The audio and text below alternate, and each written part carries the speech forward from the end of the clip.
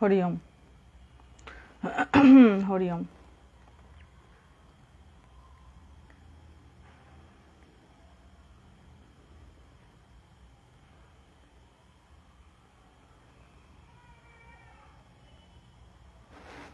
হরি ওম সবাইকে। আশা করি সবাই ভালো আছেন। আজকে আমরা আর সময় ওয়েস্ট করছি না। আজকে আমরা শ্রীরামকৃষ্ণ দেবের যে আরাত্রিক ভজনটি গাওয়া হয় সেইটার অর্থটা কি, স্বামীজি হরি ওম স্বামীজি এটি রচনা করেছিলেন আমরা সবাই জানি, এবং এইটি স্বামীজি গেয়েও গেছেন এই আরাত্রিক ভজনটি।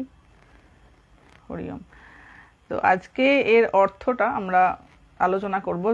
ম্যাক্সিমাম যারা রয়েছেন তারা, ম্যাক্সিমাম জানি, কিছুটা হয়তো, যেহেতু স্বামীজির রচনাটা একেবারে সংস্কৃত নয়, পুরো সংস্কৃত হলে বুঝতে অনেকটা অসুবিধা হতো, কিন্তু অনেক ম্যাক্সিমাম ওয়ার্ডই হচ্ছে বাংলা ওয়ার্ড দিয়ে করা, সেই জন্য খুব কঠিন নয়, তবুও কিছু কিছু জায়গা রয়েছে যেগুলো বোঝা যায় না।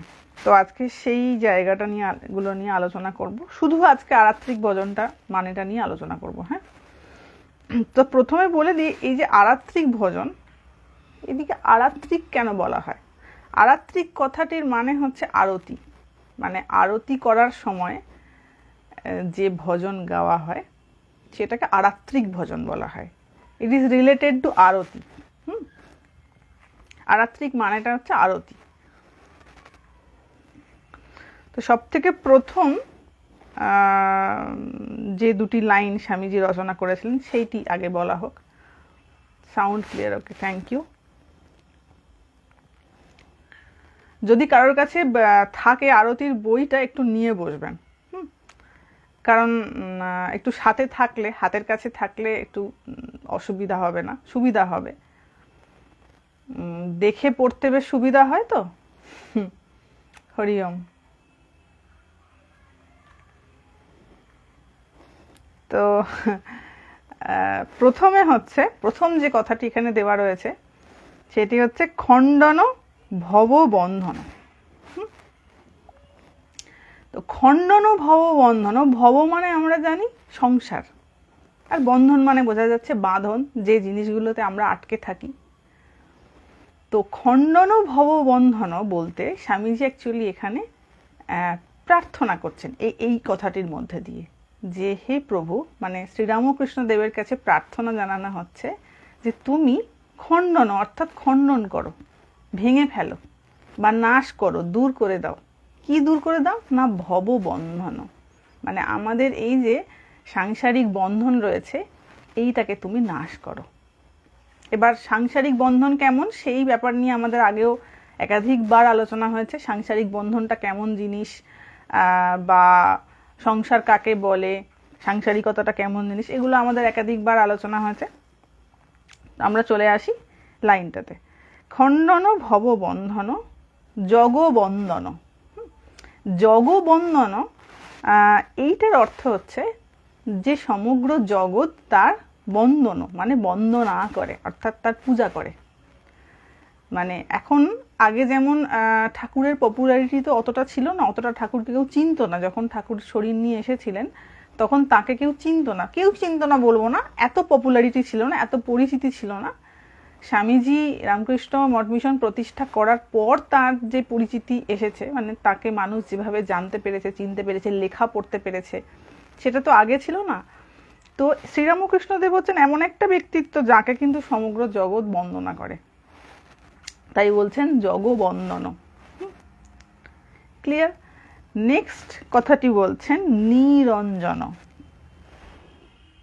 নিরঞ্জন মানে হচ্ছে নি অর্থাৎ নাই, যুক্ত অঞ্জন। অঞ্জন মানে হচ্ছে কালি, মানে আমরা যে চোখে কাজল লাগাই সেটার আরেকটা নাম হচ্ছে অঞ্জন।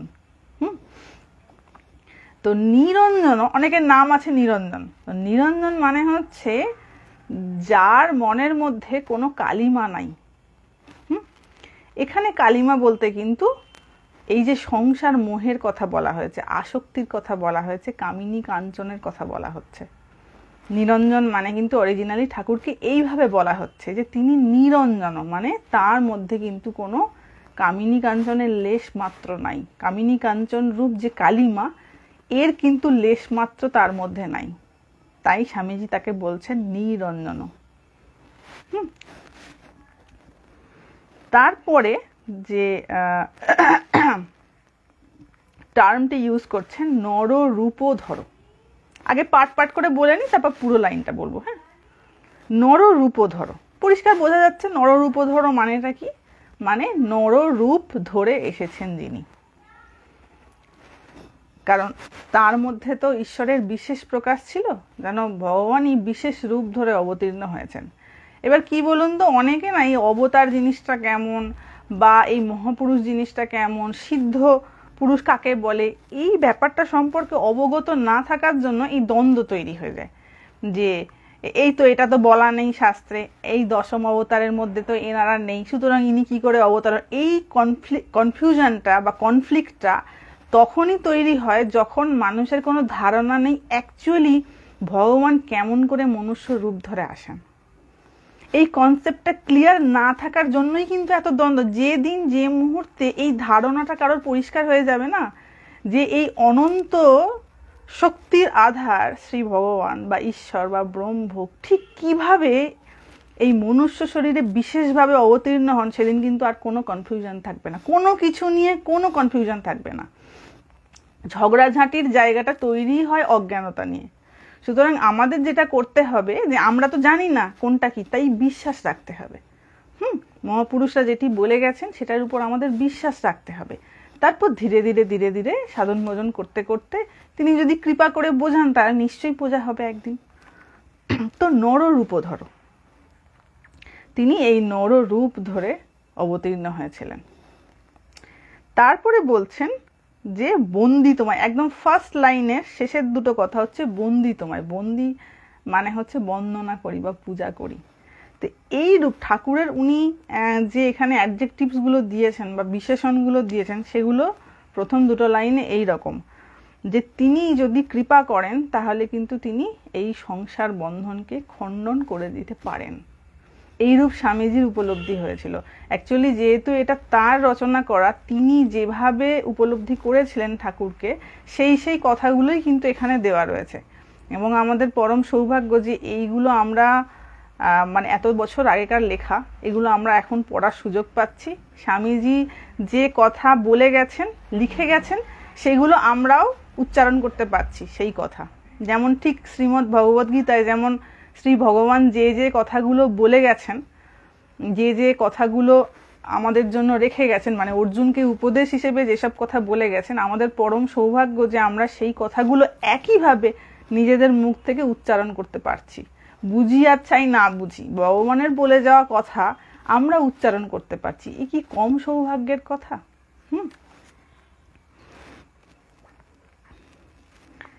তো খণ্ডন ভব বন্ধন জগবন্দন বন্দি তোমায় নিরঞ্জন নর রূপধর নির্গুণ গুণময়। শেষেতে বলছেন নির্গুণ গুণময়। এই যে তত্ত্বটা, এটা দুটো অ্যাঙ্গেল থেকে। এবার কেউ বলবেন যে যেটা সাদা সেটা কালো হবে কি করে, যিনি নির্গুণ তিনি আবার গুণময় হবেন কি করে? মানে কন্ট্রাডিক্টরি ব্যাপার কি না? যেমন ঠাকুরের যে কথাটা যখন জিজ্ঞাসা করা হচ্ছে ঠাকুরকে, আচ্ছা তিনি কেমন, বলছেন তিনি সাকারও বটে আবার নিরাকারও বটে। তো যাদের ওই বোধটা নেই, ভগবান সম্পর্কে ধারণাটা ক্লিয়ার না, সে তখন যুক্তি দিয়ে এই জিনিসটা বুঝতে যাবে যে যেটা সাকার সেটা আবার নিরাকার কেমন করে হবে, এটা সম্ভব নয়। কিন্তু ঠাকুর আবার ওটা বলছেন। এখানেও দেখুন স্বামীজি কিন্তু এরকম কথা কিন্তু গীতাতে আছে। 13 চ্যাপ্টারে 13 অধ্যায়ে আমরা যদি গীতা পাঠ করতে যাই, দেখবো এই ধরনের কথা রয়েছে, যে ভগবানকে নির্গুণও বলা হচ্ছে আবার গুণময়ও বলা হচ্ছে। নির্গুণ কখন বলা হচ্ছে না, তত্ত্বের দিক থেকে। যখন তাকে ব্রহ্মরূপে ভাবছি, তিনি ব্রহ্ম, তখন তিনি নির্গুণ। কিন্তু যখন এই ক্রিয়েশন অবস্থাটায় তার কথা কল্পনা করছি, মানে যখন রূপ চলে এসেছে, তখন তিনি গুণময়। মানে যেমন ধরুন একটা কথা বলি, যেমন ধরুন একটা এক্সাম্পল দিচ্ছি আপনাদেরকে। ধরুন বাষ্প। ধরুন গরম বাষ্প, তো ধরুন ভাত রান্না হচ্ছে, তো আপনি হাতটা একটু উপরে রাখলেন, ভাতের হাঁড়ির একটু উপরের দিকে হাতটা রাখবেন, কিছুক্ষণ রাখার পর দেখবেন হাতটা ভিজে গেছে, গরম তাপ লাগছে। কিছুক্ষণ পরে ওই ওই ভিজে হাতটাকে একটু সরিয়ে নিয়ে যান, দেখবেন ওই জলের টাচটা হাতেতে থাকার জন্য ঠান্ডা বোধ হচ্ছে, কিছুক্ষণ পরে ওই উষ্ণতাটার বোধ হচ্ছে না। তাহলে কি বলা হবে, জল তাহলে উষ্ণ না শীতল? খুব কনফিউশন হয়ে যাবে না, যে যখন আমি ওইখানে হাতটা রাখছি নিচে টেম্পারেচার আছে, তো আগুন আছে, সেই জায়গায় ওটা উষ্ণ বোধ হচ্ছে, আর যখন হাতটা সরিয়ে নিয়ে যাচ্ছি হাওয়া বইছে, তখন ওই জলের কন্ট্যাক্টে হাওয়াটা এসে ওটাকে ঠান্ডা করে দিচ্ছে, তখন হাতটা শীতল বোধ হচ্ছে। তাই ওইভাবে অ্যাডজেক্টিফাই ওইভাবে করা যাবে না। আমি একটা উদাহরণ দিতে গিয়ে বললাম, হ্যাঁ। তো বিভিন্ন অবস্থায় বিভিন্ন রকম উপলব্ধি, ঠিক তেমনি এই ঈশ্বরকেও কখনো নির্গুণ কখনো গুণময়, দুটো অ্যাসপেক্ট থেকে বলা হচ্ছে। এখানে কিন্তু কনফিউশনের কোনো ব্যাপার নেই, দুটো দিক থেকে বলা হচ্ছে। যেমন আরেকটা এক্সাম্পল দিই, ধরুন একটা গ্লাস, গ্লাসটা জল ভরা রয়েছে, এবার দুজন ব্যক্তি দেখছে, দুজন ব্যক্তি ওই একটা গ্লাস ভরা রয়েছে, এই অর্ধেকটা ভরা রয়েছে জলে, তো একজন বলছে যে অর্ধেকটা ভরা রয়েছে, একজন বলছেন অর্ধেকটা খালি রয়েছে, দুটোই সত্য। একজন যদি বলেন যে গ্লাসটার অর্ধেকটা ভরা রয়েছে, গ্লাসটা কেমন দেখতে কেউ যদি জিজ্ঞাসা করা হয়, একজন বলছেন অর্ধেকটা ভরা, একজন বলছেন অর্ধেকটা খালি, ঠিকই কথা, দুজনেই দুজনের দিক থেকে সত্য, কিন্তু কথার মার প্যাঁচের দিক থেকে দেখতে গেলে মনে হবে এ কেমন করে হতে পারে, অর্ধেক ভরা বলছে আবার একজন বলছেন অর্ধেক খালি। তো এখানে যেন কনফিউশন না কাজ করে, এটা আমার বলার উদ্দেশ্য একটাই, যে দুটো অ্যাঙ্গেল থেকে দুটো কথা বলা হচ্ছে, এই দিক অ্যাঙ্গেল থেকে এটাও ঠিক, ওই অ্যাঙ্গেল থেকে ওটাও ঠিক।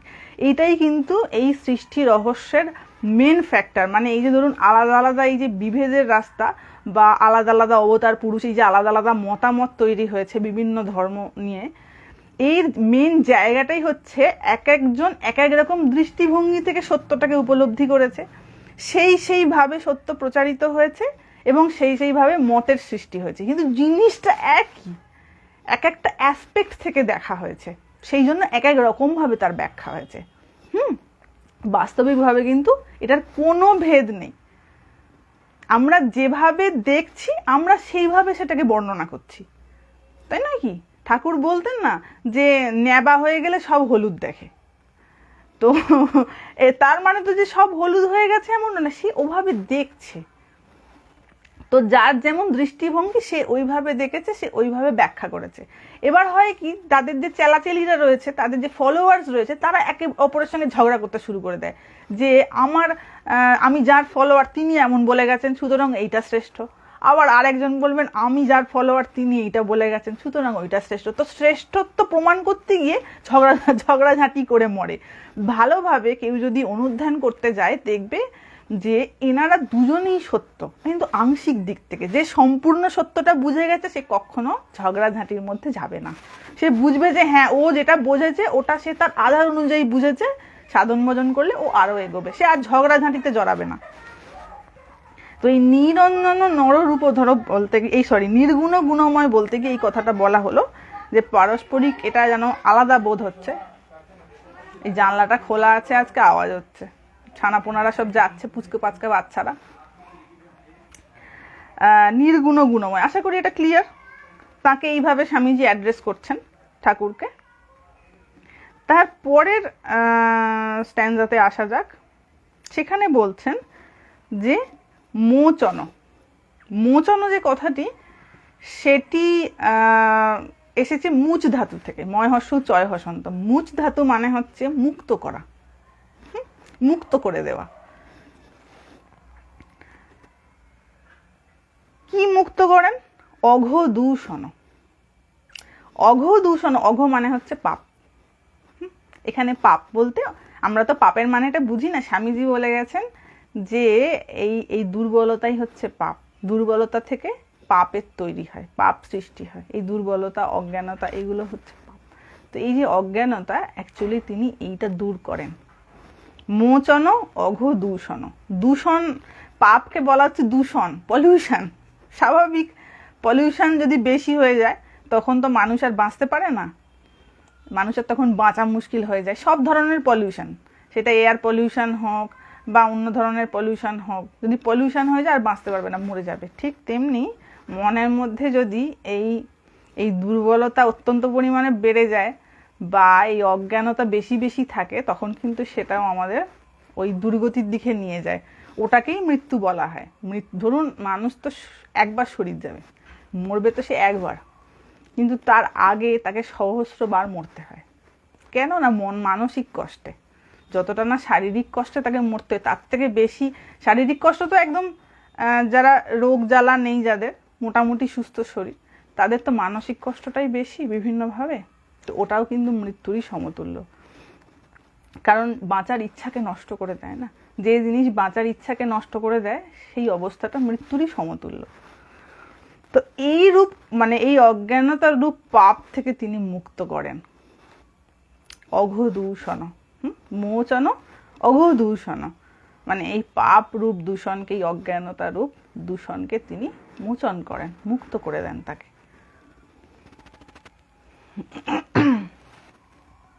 তারপরে বলছেন জগভূষণ, মানে জগতের অলংকার।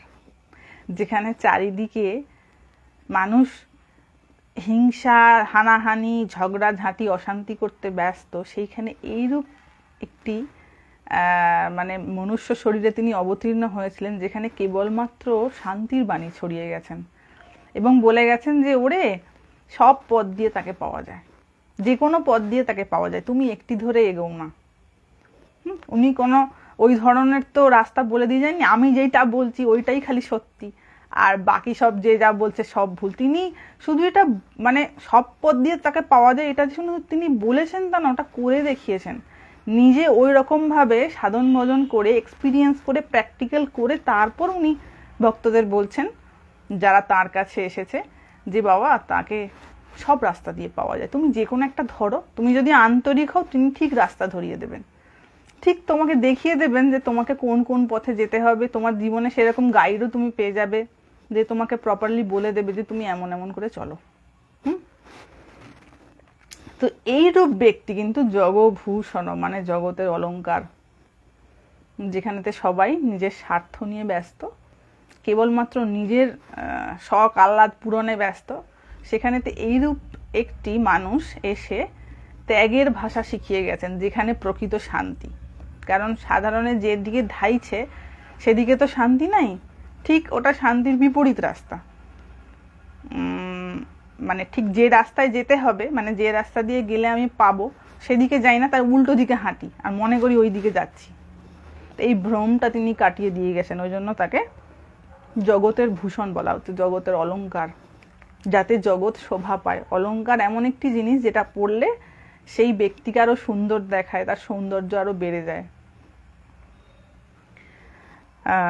ঠিক তেমনি এইরূপ মানুষেরা কি হয়, জগতের অলংকার, জগতের সৌন্দর্য আরো বাড়িয়ে দেয়। তারপরে বলছেন চিদ ঘনকায়। চিদ ঘনকায়, কায় মানে হচ্ছে শরীর। তার শরীরটা কেমন ছিল? চৈতন্যময়। ঠাকুর যেমন যারা কথামৃত পড়েছেন তারা প্রথম দিকে দেখতে গেলে, যেখানে মাস্টারমশাই একটু ঠাকুরের সঙ্গে টুকটাক প্রথম দিকে একটু তর্ক, একটু প্রশ্ন এদিক ওদিক করেছেন, একটু তর্কই বলবো, হালকা তর্ক, এমন কিছু না, তখন সেখানেতে ঠাকুর বলেছেন যে ওগো মৃন্ময়ী নয়, মানে মাটির মূর্তিকে উনি বলছেন মৃন্ময়ী নয়, এটা চিন্ময়ী প্রতিমা। তো এটা যে দেখবে তার উপর ডিপেন্ড করছে। সাধারণে যখন সাধারণ দৃষ্টিতে দেখা হবে স্থূল চক্ষুতে, তখন আমরা দেখবো তো মাটির তৈরি, তাই না? এই নিয়ে কত আবার দ্বন্দ্ব রয়েছে, মূর্তি পূজা মানি না, হ্যান মানি না, ত্যান মানি না, কত কি সব কথা। কিন্তু ওই সাধারণ চোখ থাকলে না ওটা সাধারণ দেখতে পাবে, তার মনে হবে তো মাটি বই কিছু না। কিন্তু ভগবান যদি দিব্য চক্ষু খুলে দেন, কারোর যদি জ্ঞান চক্ষু খুলে দেন, সে শুধু মাটির প্রতিমাতে না, সে সর্বত্র ওই চৈতন্য সত্তা দেখতে পাবে। শুধু ফারাকটা হচ্ছে তার নিজের উপলব্ধির ফারাক, আর কিছু না। এবং যে শরণাগত, যে ভগবানের শরণাগত, সেই বিশ্বাসটা রাখে যে আমি যেটুকুন বুঝেছি ওটুকুনেই অন্ত নয়, আমাকে আরো বুঝতে হবে। আর যে জানতে চায় সে কিন্তু তার প্রথম পরিচয় হচ্ছে তার বিনয়। দেখবেন অনেকে থাকে জানতে চায়, আবার অনেকে যাচাই করতে চায়, দুটো জিনিস কিন্তু সম্পূর্ণ আলাদা। জানার অছিলায় অনেকে যাচাই করতে চায়, দুটোর মধ্যে কিন্তু ফারাক আছে। তো যে জানতে চায় তার মধ্যে অ্যাকচুয়ালি থাকবে বিনয়, আর যে যাচাই করতে চায় তার মধ্যে থাকবে ঔদ্ধত্য। অত্যন্ত উদ্ধতার সহকারে, মানে ঔদ্ধত্য নিয়ে সে প্রশ্নটা করবে। সে তখন বোঝা যাবে যে অ্যাকচুয়ালি এটা কিন্তু তার জানার ইচ্ছের ব্যাপার নেই, এখানে সে যাচাই করতে এসেছে, মানে পরীক্ষা করতে এসেছে সেই ব্যক্তিকে। তো দুটোর মধ্যে ফারাক আছে। হ্যাঁ বাবা। তো তখন ওই ঠাকুর বলে দিয়েছিলেন যে বাবা ওটা হচ্ছে মৃন্ময়ী নয়, চিন্ময়ী। তুমি মাটির দেখছো, ওটা মাটির নয়। তো এখানে স্বামীজি বলছেন চিদ ঘন কায়, মানে তার যে কায়, তার যে শরীর, সেটা চৈতন্যময়। তারপরে বলছেন জ্ঞান আঞ্জন, মানে জ্ঞান রূপ অঞ্জন তার চোখে লাগানো আছে। এই কনসেপ্টটা স্বামীজি কিছুটা ভাগবত থেকে নিয়েছেন। ভাগবতে এরকম কনসেপ্ট রয়েছে, গোপীদের চোখে যেন ওই অনুরাগ অঞ্জন, এটা ঠাকুর কথামৃততেও বলেছেন যে গোপীদের কিরকম অবস্থা জানো, তাদের চোখে যেন অনুরাগ অঞ্জন লাগানো রয়েছে। সেই অনুরাগের দ্বারা তারা ভগবান শ্রীকৃষ্ণকে দেখছেন বলে তাকে আর সাধারণ বোধ হচ্ছে না, তাকে অসাধারণ বোধ হচ্ছে। তো এই অনুরাগটি থাকাটা খুব দরকার। তো এখানে বলছেন জ্ঞান আঞ্জন, মানে জ্ঞান রূপ অঞ্জন যেন তার চোখে লাগানো রয়েছে। স্বামীজি যেটা লিখে গেছেন সেটা কি সাধারণ হতে পারে? তো অসাধারণ বর্ণনা হবে তার। তিনি নিজে অসাধারণ, তিনি যার কথা বলছেন তিনি অসাধারণ। তো দুজন যদি অসাধারণ হয়ে যায়, যে বক্তব্য বেরোবে, যে কথা বেরোবে, সেটাও অসাধারণ হয়ে যাবে। এবং যারা এই ওখানে গিয়ে আরতি শোনেন বা বাড়িতে শোনেন, তারা নিশ্চিতভাবে এটা জানেন যে যখন এই আরতি শ্রবণ করা হয় তখন মনের মধ্যে আর কিছু হোক না হোক, বেশি কিছু ভাব হোক না হোক, অন্তত বেশ ভালো লাগে শুনতে। এর একটা এমন দিব্য অনুভূতি রয়েছে যেটা কিন্তু মানুষের মনকে অনেক পবিত্র করে দেয়। এবং যারা যারা মঠে গেছেন, বেলুড় মঠে গেছেন, যখন ঠাকুরের মন্দিরে প্রবেশ করেন, যারা গেছেন প্রত্যেকে জানেন যে ওখানে গেলেই মনের মধ্যে একটা অদ্ভুত শান্তি, যেন কে একটা প্রলেপ লাগিয়ে দিয়েছে। যে যত দুঃখেই থাকুক, যদি খুব বেশি বিষয়ের চিন্তা না করে, মোটামুটি যদি একটু আধার থাকে, তাহলেই কিন্তু ওখানে ঢুকেই মনে হবে যেন কি ভালো লাগছে। প্রত্যেকের হয়েছে নিশ্চয়ই, এটা আপনারা আমার সঙ্গে একমত যে হ্যাঁ, ওখানে গেলে আমাদের এই ধরনের ফিলিং হয়। এবং যারা আরতিটা শুনেছেন বা শোনেন, তারাও এটার সঙ্গে একমত হবেন যে ওই আরতি শোনার পরেই মনের মধ্যে মনটা আর স্বাভাবিক অবস্থায় থাকে না, ওটা অন্য একটা স্তরে উন্নীত হয়ে যায়। এবং মন খারাপ থাকলে মন ভালো হয়ে যায়। তারপরে বলছেন জ্ঞানাঞ্জন হওয়ার পর বিমল নয়ন। আমি জানি না আজকে আমি 1 ঘন্টার মধ্যে এটা শেষ করতে পারবো কিনা। যদি না শেষ করতে পারি তাহলে কালকে আবার আসতে হবে। কারণ অত দ্রুত ওভাবে তো বলা যায় না বাবা, একটু ধীরে সুস্থে বলতে হয়। বিমল নয়ন,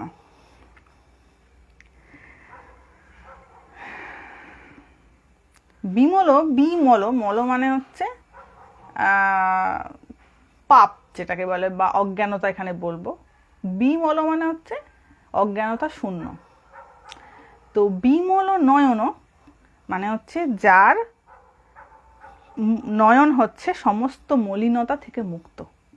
কারণ ওই জ্ঞান অঞ্জন, জ্ঞান রূপ অঞ্জন যেন তার চোখে লাগানো আছে, তাই তার যে দৃষ্টি সেটি সম্পূর্ণ মলিনতা মুক্ত, কোনো মলিনতা নেই, অত্যন্ত পবিত্র।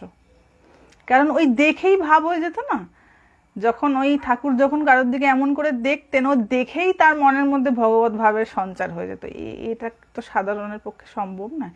ছুঁয়ে দেওয়া তো অনেক দূরের কথা। আমরা দেখেছি ঠাকুর বিভিন্ন জনকে এমনি করে ছুঁয়ে দিতেন, কি মনের মধ্যে ভাব হতো, শিশু সুলভ। যখন দেখতেন এর একটু আধার ভালো আছে, অমনি ছুঁয়ে দিতেন। আবার বলতেন জিভটা বের করতো। কিছু উনি তো জানতেন, উনি তো তন্ত্র সিদ্ধ ছিলেন, 64 কলায় তন্ত্র সিদ্ধ ছিলেন। তো উনি এইসব জানতেন, কোথা দিয়ে কি হয় না হয় সব জানা ছিল। তো সেই সমস্ত জায়গায় টাচ করে দিতেন যে দেখি তো। তো বিমল নয়ন মানে অবিদ্যারূপ মলিনতা থেকে তার নয়ন মুক্ত। এই অর্থগুলো জানা দরকার, কারণ আমরা যদি জিনিসটা না জানলামই, খালি মুখে পড়ে যাচ্ছি, খালি শুনে চলেছি, অর্থটা বোধগম্য হতে হবে, তবে না শোনাটা সার্থক। নাহলে তো এমন শুনলাম যে সে বিদেশি ভাষা শোনার মতো। আমার সামনে যদি কেউ বিদেশি ভাষা বলে, আমি খালি দেখছি সে কিছু কথা বলে গেল, মুখটা নেড়ে গেল, আমি মানেটা কিছুই বুঝতে পারলাম না। মানেটা যখন বুঝতে পারবো তখন তো মনের মধ্যে বুঝবো যে হ্যাঁ এটার মানে এইটা, সুতরাং এই ভাব অনুযায়ী স্বামীজি বলে গেছেন। তো বিমল নয়ন তারপরে বলছেন বিক্ষণে মোহ যায়। বিক্ষণে কথাটিকে ভাঙলে হবে বি যুক্ত ইক্ষণে। ইক্ষণে মানে হচ্ছে দৃষ্টিতে। বিক্ষণে কথাটিকে মানে করলে হয়, আগামীকাল বাকিটা শুনবো। হ্যাঁ, মনে হচ্ছে আজকে শেষ হবে না, এটা আবার কাল পর্যন্ত টানতে হবে। এবং যদি সম্ভব হয় দেখি পরে আমি আবার মায়ের আরতিটারও একটু মানেটা বলে দেবো। বিক্ষণে মোহ যায়, বিক্ষণে মানে দৃষ্টিতে। তো এ কিরকম দৃষ্টি? অনেকে বলবেন যে দৃষ্টিতে তো তখন ঠাকুর ছিল, কিন্তু এখন তো ঠাকুরের ভূত মানে স্থূল শরীর তো আর নেই, তাহলে তিনি আমাদের দেখবেন কি করে? এখানে যে বিক্ষণে কথাটা স্বামীজি বলেছেন, তো এর মানেটা হচ্ছে অ্যাকচুয়ালি তার কৃপা দৃষ্টিতে। কৃপা দৃষ্টিতে কি হয়? মোহ যায়, মানে মনের যা কিছু মোহ রয়েছে তা কিন্তু চলে যায়। এবং স্বামীজির এই যে ভগবত প্রাপ্তি, উপলব্ধি, ব্রহ্মানুভূতি যা কিছু, স্বামীজি কিন্তু তার সমস্তটুকু ক্রেডিট, সমস্তটুকু যা কিছু দায় সমস্ত ঠাকুরের উপর চাপিয়ে গেছেন। যে আমি কিছু ছিলাম না, আমি যদি কিছু ভুল বলে থাকি সেটা আমি বলেছি, আর যা কিছু ঠিক বলেছি, যা কিছু শুনে যদি মানুষের কোনো কল্যাণ হয়ে থাকে সেটা কিন্তু তাঁরই আমাকে দেওয়া, সেটা তিনি বলিয়েছেন আমাকে, তাই আমি বলতে পেরেছি, নাহলে বলতে পারতাম না। এই হচ্ছে ঠিক ঠিক শিষ্যের লক্ষণ। তিনি তো বলতে পারতেন এই আমি এত জ্ঞান প্রাপ্ত করেছি, আবার কে কি বলবে, আমি তো বলেছি, এত খাটাখাটনি করে ধ্যান জপ যখন আমি করেছি, সুতরাং অন্যকে আর কি করবে, সে তো আমারই ক্রেডিট। কিন্তু ওই যে বললাম লক্ষণ রয়েছে, যে ভক্ত হবে না বা যে জ্ঞানী হবে তার লক্ষণ রয়েছে, লক্ষণ দেখে বোঝা যাবে যে অ্যাকচুয়ালি তার ভিতরের প্রাপ্তিটা কেমন বা তিনি কেমন উপলব্ধি করেছেন। তো বিক্ষণে মোহ যায়, তার যদি কৃপা দৃষ্টি একবার পড়ে যায় তাহলে কিন্তু সমস্ত মোহ কেটে যেতে পারে। এবং সেই কৃপা করার জন্য তিনি একটু দেখেন যে এ কতটা আগ্রহী। আমরা খালি কৃপা কৃপা করে বড় ভিক্ষা চাই, কিন্তু তিনি কৃপা তাকেই করেন দেখেন যে এর ইচ্ছা রয়েছে, এ চাইছে, এইটার জন্য অন্য সমস্ত কিছুকে মানে গৌণ করতে রাজি রয়েছে। তো তাকে তো বাবা তার তো নজর এড়ানো যাবে না, অন্যজনের নজর এড়ানো যাবে, তার তো নজর এড়ানো যাবে না। সুতরাং মনের মধ্যে কার কি চল, एक मिनट है होल्ड। हाँ जी, एक्चुअली मैं ना थोड़ा बिजी हूँ, हाँ आपसे बाद में बात करूँ? ठीक है, मैं कल आती हूँ। हाँ सॉरी, আচ্ছা ঠিক আছে ঠিক আছে, সরি অ্যাকচুয়ালি একজন ডাকতে এসে গেছেন হঠাৎ করে। কালকেই আমাকে একজন জিজ্ঞাসা করছেন যে মা আপনার যখন লাইভ হয় কোনো আওয়াজ শুনতে পাওয়া যায় না, চুপচাপ থাকে, তো কি করে হয় এটা? আজকেই আবার ডাকাডাকি শুরু হয়ে গেছে। তো বিক্ষণে মোহ যায় মানে তার কৃপা দৃষ্টিতে কিন্তু সমস্ত মোহ কেটে যেতে পারে। এবং তিনি কৃপা তাকেই করেন যে সংগ্রাম করতে রাজি রয়েছে, মানে ভগবত প্রাপ্তির জন্য যাবতীয় সংগ্রাম করতে, ত্যাগ স্বীকার করতে রাজি রয়েছে। আমরা যেমন মানে মায়েরা যেমন কি হয় সন্তানের কল্যাণের জন্য সমস্ত রকম ত্যাগ স্বীকার করতে রাজি। যদি রাতের পর রাত জাগতে, যখন ছানাপোনারা পুচকি পুচকি থাকে তখন তো রাতের বেলা উঠে পড়ে, কাঁদে, তখন মায়েদের ঘুম হয় না, 1-2 বছর ভালো করে ঘুমোতে পারে না, কিন্তু মা কি করে সেই ত্যাগটা স্বীকার করে, কেন? সন্তানের জন্য, তাই না?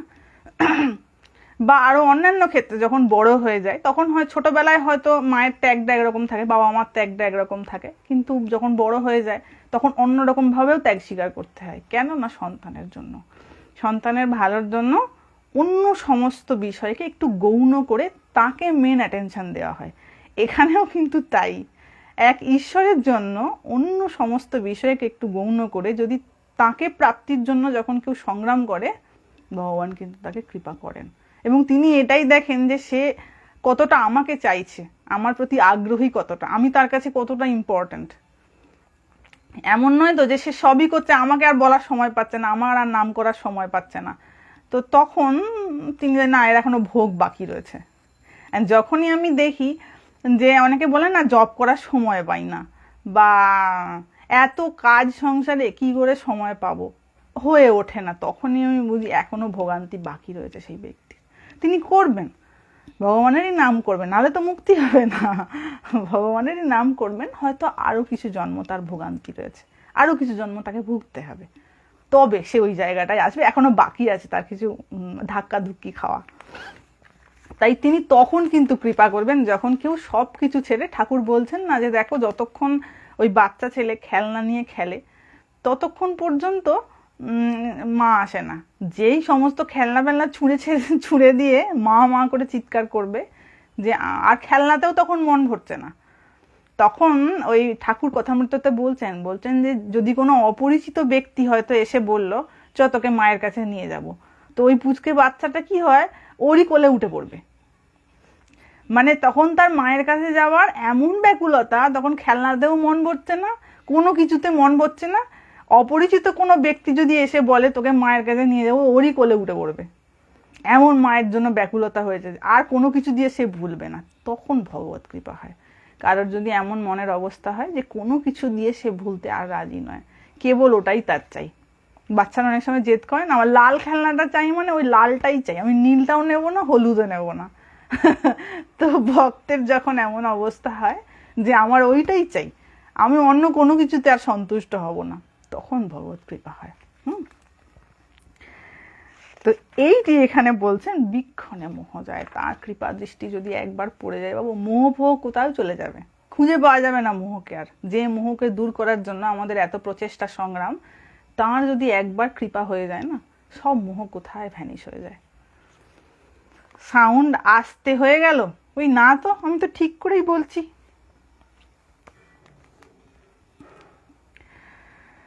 হ্যাঁ, তারপরে থার্ড স্ট্যান্জাটায় বলছেন স্বামীজি যে ভাস্বর, ভাস্বর মানে হচ্ছে উজ্জ্বল, তিনি অত্যন্ত উজ্জ্বল। আসলে সত্যগুণের প্রকাশ যাদের মধ্যে থাকে না, তাদের মধ্যে জ্ঞানের প্রকাশ থাকে। মানে তাদের প্রত্যেকটা কথায়, প্রত্যেকটা আচরণে জ্ঞানের প্রকাশ থাকে। আমরা গীতা, এটার সঙ্গে কিন্তু ওই জন্য আমি বারবার বলি বাবা তুমি যাই পড়ো একটু গীতাকে কিন্তু ধরে রাখতে হবে। কারণ গীতা হচ্ছে এমন একটা, কি বলবো, পুস্তক বলা বই বলা খুব কম, মানে ভগবান যেন ওইখানেতে আসন নিয়ে বসে আছেন। ভগবত গীতা হচ্ছে এমন একটি তত্ত্ব, কি বলবো, ওটা বলার ভাষা নেই। মানে ভগবান বলছি না, ওখানে যেন সেই আসন নিয়ে বসে আছেন সাক্ষাৎ, ওটি এমন একটি পুস্তক, ওখানে এমন কিছু কথা লেখা রয়েছে। তাই যে যে কারোরই, যে অর্গানাইজেশনেরই ভক্ত হয়, যে যাই করো না কেন, অন্তত যেন ওই ভগবত গীতাটিকে ধরে চলা হয়। ওখানে সাধন ভজনের যে যে অ্যাডভাইসগুলো দেওয়া রয়েছে সেগুলো কিন্তু মার্ভেলাস, মানে সেগুলো কোনোদিন পুরাতন হবে না, এমন একটা বিষয়। তখনও যখন রচনা করা হয়েছিল, গীতা যখন রচনা করা হয়েছে, ভগবান যখন বলেছিলেন, তার থেকে এখন অনেক বছর পর হয়ে গেছে, অনেক বছর চলে গেছে, কিন্তু যা বলা হয়েছে এখনো সেটা সত্য। আরো হয়তো 1000 বছর পর, 2000 বছর পর, 5000 বছর পর ওটাই সত্য থাকবে। মনুষ্য সৃষ্টি হয়তো কত মানুষ আসবে, কত মানুষ যাবে, থাকবে, মরে যাবে, আবার আবার কত কি মহামারী আসবে, হ্যান আসবে, ত্যান আসবে, কিন্তু গীতায় যে সত্যটি বলা হয়েছে সেটি কিন্তু চিরকালের জন্য সত্য।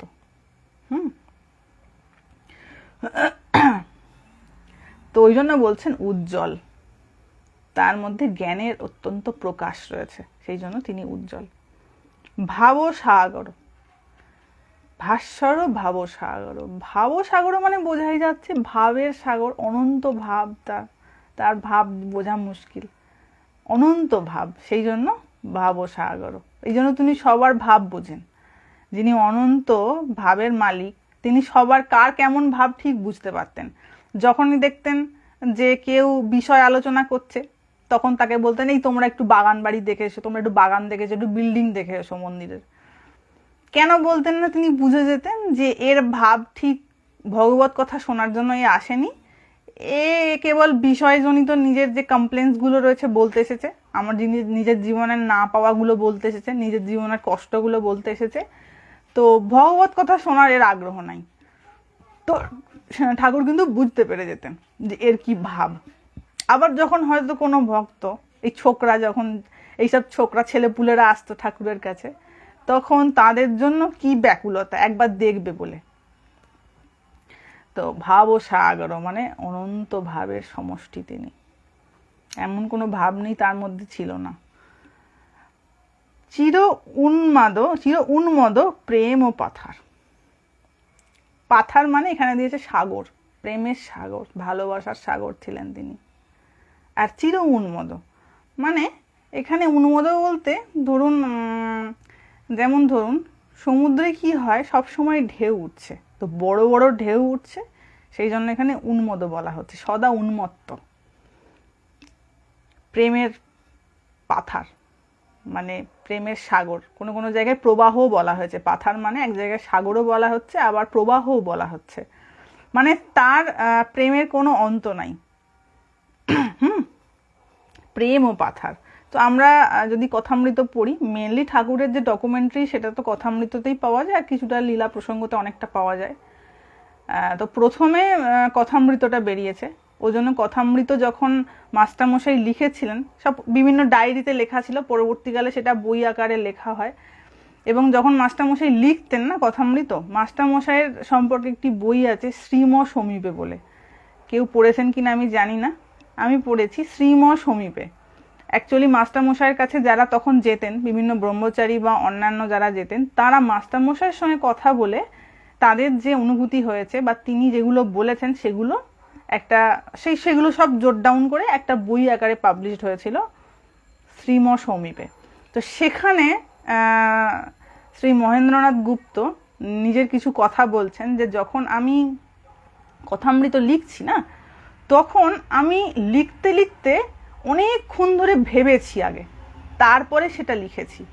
মানে তার যে রচনা অ্যাকচুয়ালি সেটা তার সাধনা হয়ে গেছে, কারণ তিনি লিখতে লিখতে অনুধ্যান করছেন। আর গীতাতে বারবার বলছেন মনমনা ভব, মানে আমার কথা চিন্তা করো।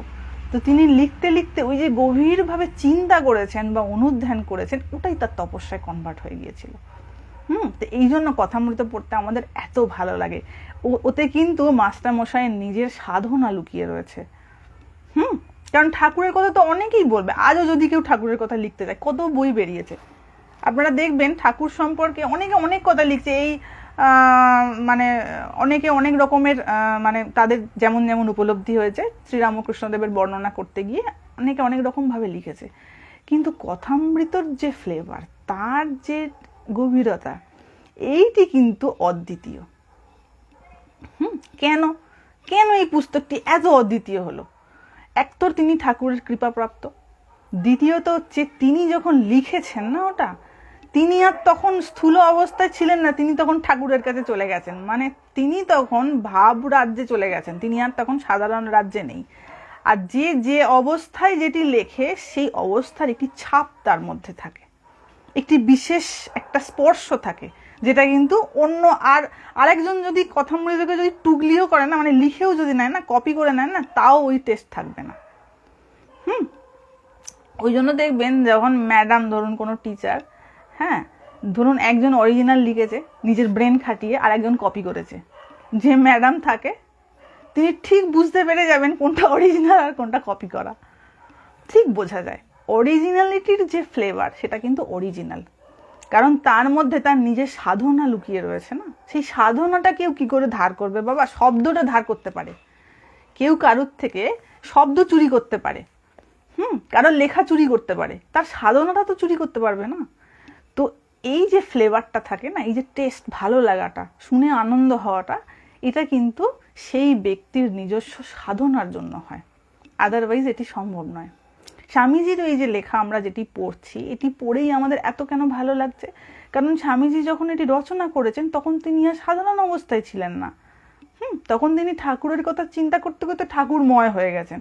এবং দেখুন, এত বছর পরেও আমরা যখন এই আরাত্রিক ভজনটি শুনি তখন আমাদের মনের মধ্যে একটা বিশেষ ডিভাইন ফিলিং শুরু হয়, কারণ এটি স্বামীজি তপস্যা করে লিখেছেন, এটি কোনো সাধারণের লেখা নয়। তারপরে বলছেন প্রেম ও পাথারের পরে বলছেন ভক্তার্জন। ভক্তার্জন মানে হচ্ছে অর্জন, মানে হচ্ছে প্রাপ্তি, অর্জন করা। তো ভক্তির দ্বারা অ্যাকচুয়ালি তাকে প্রাপ্ত করা যায়, ভক্তার্জন। ভক্তার্জন মানে ভক্তির দ্বারা প্রাপ্য। দেখো বাবা, ভগবানকে না ভক্তি ছাড়া, ভালোবাসা ছাড়া প্রাপ্ত করা যাবে না। এর আর দ্বিতীয় কোনো উপায় নেই বাবা। অনেক রকমভাবে ব্যাখ্যা করা যেতে পারে। এরকম হাজার বই রয়েছে, প্রচুর কারিকা রচনা করা হয়েছে, ভাষ্য রচনা করা হয়েছে। যে যেরকমভাবে পাণ্ডিত্য অর্জন করেছে সে তেমন তেমন করে ভাষ্য রচনা করেছে, তার ব্যাখ্যা রচনা করেছে। ভগবানকে কেন্দ্র করেই তো এত কিছু, তাই না? এই যে এত নদী, নালা, সমুদ্র, এত কিছু রয়েছে, এর বেসিক হচ্ছে জল। আকারগুলো আলাদা আলাদা, তাই নামগুলো আলাদা আলাদা হয়ে গেছে। কোনটা পুকুর, কোনটা সমুদ্র, কোনটা সাগর, কোনটা ডোবা, নাম আলাদা। বেসিকটা তো জল। তো ঠিক তেমনি যখন বিভিন্ন শাস্ত্র রচনা করা হয়েছে যে তিনি এমন আর তেমন, তাকে এমন করে পাওয়া যায় আর তেমন করে পাওয়া যায়, কিন্তু বেসিক যে ব্যাপারটা সেটা তো ভগবান। তাকে কেন্দ্র করেই তো এত রচনা না। তিনি কিন্তু ভক্তির দ্বারা প্রাপ্য, ভালোবাসার দ্বারা প্রাপ্য। যেমন করেই তাকে লেখা হোক না কেন, পাবে সেই যে তাকে ভালোবাসে। সোজা কথা। কার কেমন কি পাণ্ডিত্য হলো, কে কত সংস্কৃত জানলো, কে কত কি ব্যাখ্যা করতে পারলো, দ্যাট ডাজন্ট ম্যাটার। ভগবত প্রাপ্তি তারই হবে যে তাকে ভালোবাসবে। এটি সোজা সাপটা কথা। তার জন্য বিশেষ স্কুল কলেজে পড়তে হবে, বিরাট বিদ্যা অর্জন করতে হবে, অনেক কিছু ক্রাইটেরিয়া থাকতে হবে, এমন নয়। তাকে ভালোবাসতে হবে, এই একটি কথা। কেউ যদি ভালোবাসতে পারে ভগবানকে, তিনি নিশ্চয়ই তাকে কৃপা করবেন। তো এই জন্য স্বামীজি এখানে বলছেন ভক্তার্জন, মানে ভক্তির দ্বারা তিনি প্রাপ্তব্য, তাকে প্রাপ্ত করা যায়।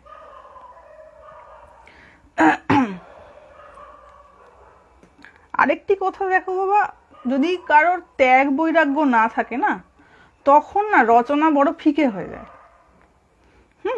মাস্টারমশাই রচনাটা বা শারদানন্দজি যে লীলা প্রসঙ্গ লিখে গেছেন, সেই রচনা এত সুন্দর আর এত তৃপ্তিদায়ী এই জন্য হয় তাদের নিজস্ব জীবনে সাধনা ছিল। সাধনা মানে তাদের কিছু সংযম অভ্যাস করতে হয়েছে, জীবনে ত্যাগ বৈরাগ্য থাকতে হয়েছে। এইটি ছাড়া যখন শুধু গদ্যাকারে রচনা করা হয় না, ওই খালি লেখা অ আ ক খ ব্যাস, ওই পর্যন্ত। অ আ ক খ দিয়ে রচনা করা দুটো কথা, তাতে সেই ফ্লেভার থাকে না। কারণ হচ্ছে কি, ব্যক্তিগত জীবনে কিছু ত্যাগ বৈরাগ্য থাকতে হবে, আদারওয়াইজ কথাও খুব বেশি ভালো লাগবে না আর লেখাও খুব বেশি ভালো লাগবে না। ওই কোনো রকম করে একটা ওই পড়লুম, ভালো লাগলো, ওই ব্যাস, 4-5। কিছু জীবনে অভ্যাস থাকতে হবে। তারপরে বলছেন তারণ ভব পার। তিনি কি করেন না, এই যে ভব মানে হচ্ছে সংসার, এই সংসারকে কি করেন, পার করে নিয়ে যান। তারণ ভব পার, তিনি সংসারকে কি করেন, তাড়িয়ে পার করে নিয়ে যান। মানে সংসার থেকে অ্যাকচুয়ালি তারণ করে পার করে নিয়ে চলে যান। তার এমন ক্ষমতা, যদি কেউ ঠিকভাবে তার অনুধ্যান করে, তিনি কৃপা করে তাকে এই সংসার সমুদ্র থেকে পার করে নিয়ে চলে যান। এবং অনেকের হয়েওছে, এমন অনেকজন আছেন যারা নিজেদের স্মৃতিকথায়, আবার অনেকের কথা আমরা হয়তো জানতেও পারি না, সবার কথা তো আমরা জানতে পারি না, যারা মানে ভগবানের যতটুকুন ইচ্ছা হয়েছে ততটুকুই সামনে এসেছে। তার ইচ্ছা না হলে তো সম্ভব নয়। তিনি যতটুকুন আড়ালে রাখতে চাইবেন ততটুকুন আড়ালেই থাকবে, যতটুকুন ছাড়বেন, একটু নল দিয়ে জল ছাড়বেন ততটুকুনই জল বেরোবে, আদারওয়াইজ বেরোবে না। তো ওই জন্য যখন ঠাকুরের যখন গলায় ক্যান্সার হয়েছে, তখন ঠাকুর বলছেন যে দেখ, মা চাইছেন না যে আমি আর বলি, মুখ যেন কেউ আটকে নিচ্ছে, কেউ জিভ টিপে ধরছে, মানে কি জিভ টেনে, হ্যাঁ কেউ জিভ টেনে ধরছে। মানে তিনি আর চান না, এই প্রকৃতি আর চাইছে না যে আমার বেশি রহস্য সবাই জেনে ফেলুক। কারণ কেউ কেউ, এটি না খুব রেয়ার, কেউ কেউ জানবে, সবার জন্য এটি নয়। তারও একটি কারণ রয়েছে, কেউ কেউ জানবে এই জন্য, সেইটা হচ্ছে যখন কেউ এই তত্ত্ব বুঝে ফেলবে বা উপলব্ধি করতে পারবে, তার মধ্যে বিশেষ শক্তি সঞ্চার হবে। এবং কোথায় সেই শক্তিটাকে কাজে লাগাতে হবে সেইটা যদি না জানা থাকে, সে তো মিসইউজ করে ফেলবে না, এই পাওয়ারের শক্তির মিসইউজ করে ফেলবে। সেই জন্য খুব বেশি জনের কাছে এই জিনিস পৌঁছায় না, ও আড়ালের জিনিস আড়ালেই থেকে যায়। কারণ যার কাছে শক্তি রয়েছে, তা সে শক্তিটা কাকে দিচ্ছে, কোথায় নষ্ট করছে বা কোথায় ইনভেস্ট করছে, সেটা তো দেখতে হবে। পয়সা যেমন মানুষ ইনভেস্ট করার আগে ভাবে এটা কি আদৌ সেটার যোগ্য কিনা, ঠিক তেমনি যারা শক্তিশালী হন, যারা ভগবত উপলব্ধি করবেন, তাদের মধ্যে এমনি শক্তি সঞ্চার হবে, তাদের কথায়, তাদের চিন্তায়, তাদের আশীর্বাদে, তাদের স্পর্শে, যেটা ঠাকুরের ছিল। তো এইসব জিনিস তো বাবা সবার হবে না, তাই ওই বেশি যখন দেখা যাবে যে সত্যি বেরোতে শুরু করে দিয়ে যে কোনো একটা সোর্স থেকে, ও মহামায়া সেটিকে বন্ধ করে দেন বা আড়াল করে রাখার চেষ্টা করেন। আর দেখা যায় সেটা বন্ধ হয়ে যায় কিছুদিনের মধ্যে। ওই জন্য দেখা যায় যে আমরা দেখতে পাই যে যখন ঠাকুরের কাছে ভক্তরা আসা শুরু হয়, তার কিছুদিনের মধ্যেই কিন্তু ঠাকুরের গলায় ক্যান্সার ধরা পড়ে এবং কথা বলার ক্ষমতা বন্ধ হয়ে যায়। হয়ও ক্যান্সারটা ওই জায়গাটাতেই যেখান দিয়ে মানুষ কথা বলে, সেটা বন্ধ হয়ে যায়।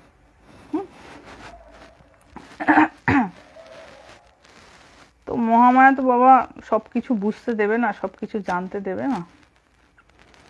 আর আধার ছাড়া এসব জানলে অনেক ক্ষতিও হবে সৃষ্টির, সেই জন্য সবাই জানতে পারে না। তারপরে স্ট্যান্ডারটা বলবো, তারপর শেষ করব। কত হয়েছে? ও বাবা, 8:47 হয়ে গেছে। হ্যাঁ, এখনো এতটা রয়েছে। আচ্ছা, তারপরে স্ট্যান্ডায় বলছেন, মানে 4th স্ট্যান্ডাতে স্বামীজি বলছেন যে দৃম্ভিত, দৃম্ভিত বর্গীর জয়ে রি, দৃম্ভিত মানে হচ্ছে প্রকাশিত।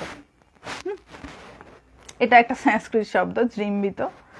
তারপরে বলছেন যুগ ঈশ্বর, দৃম্ভিত যুগ ঈশ্বর।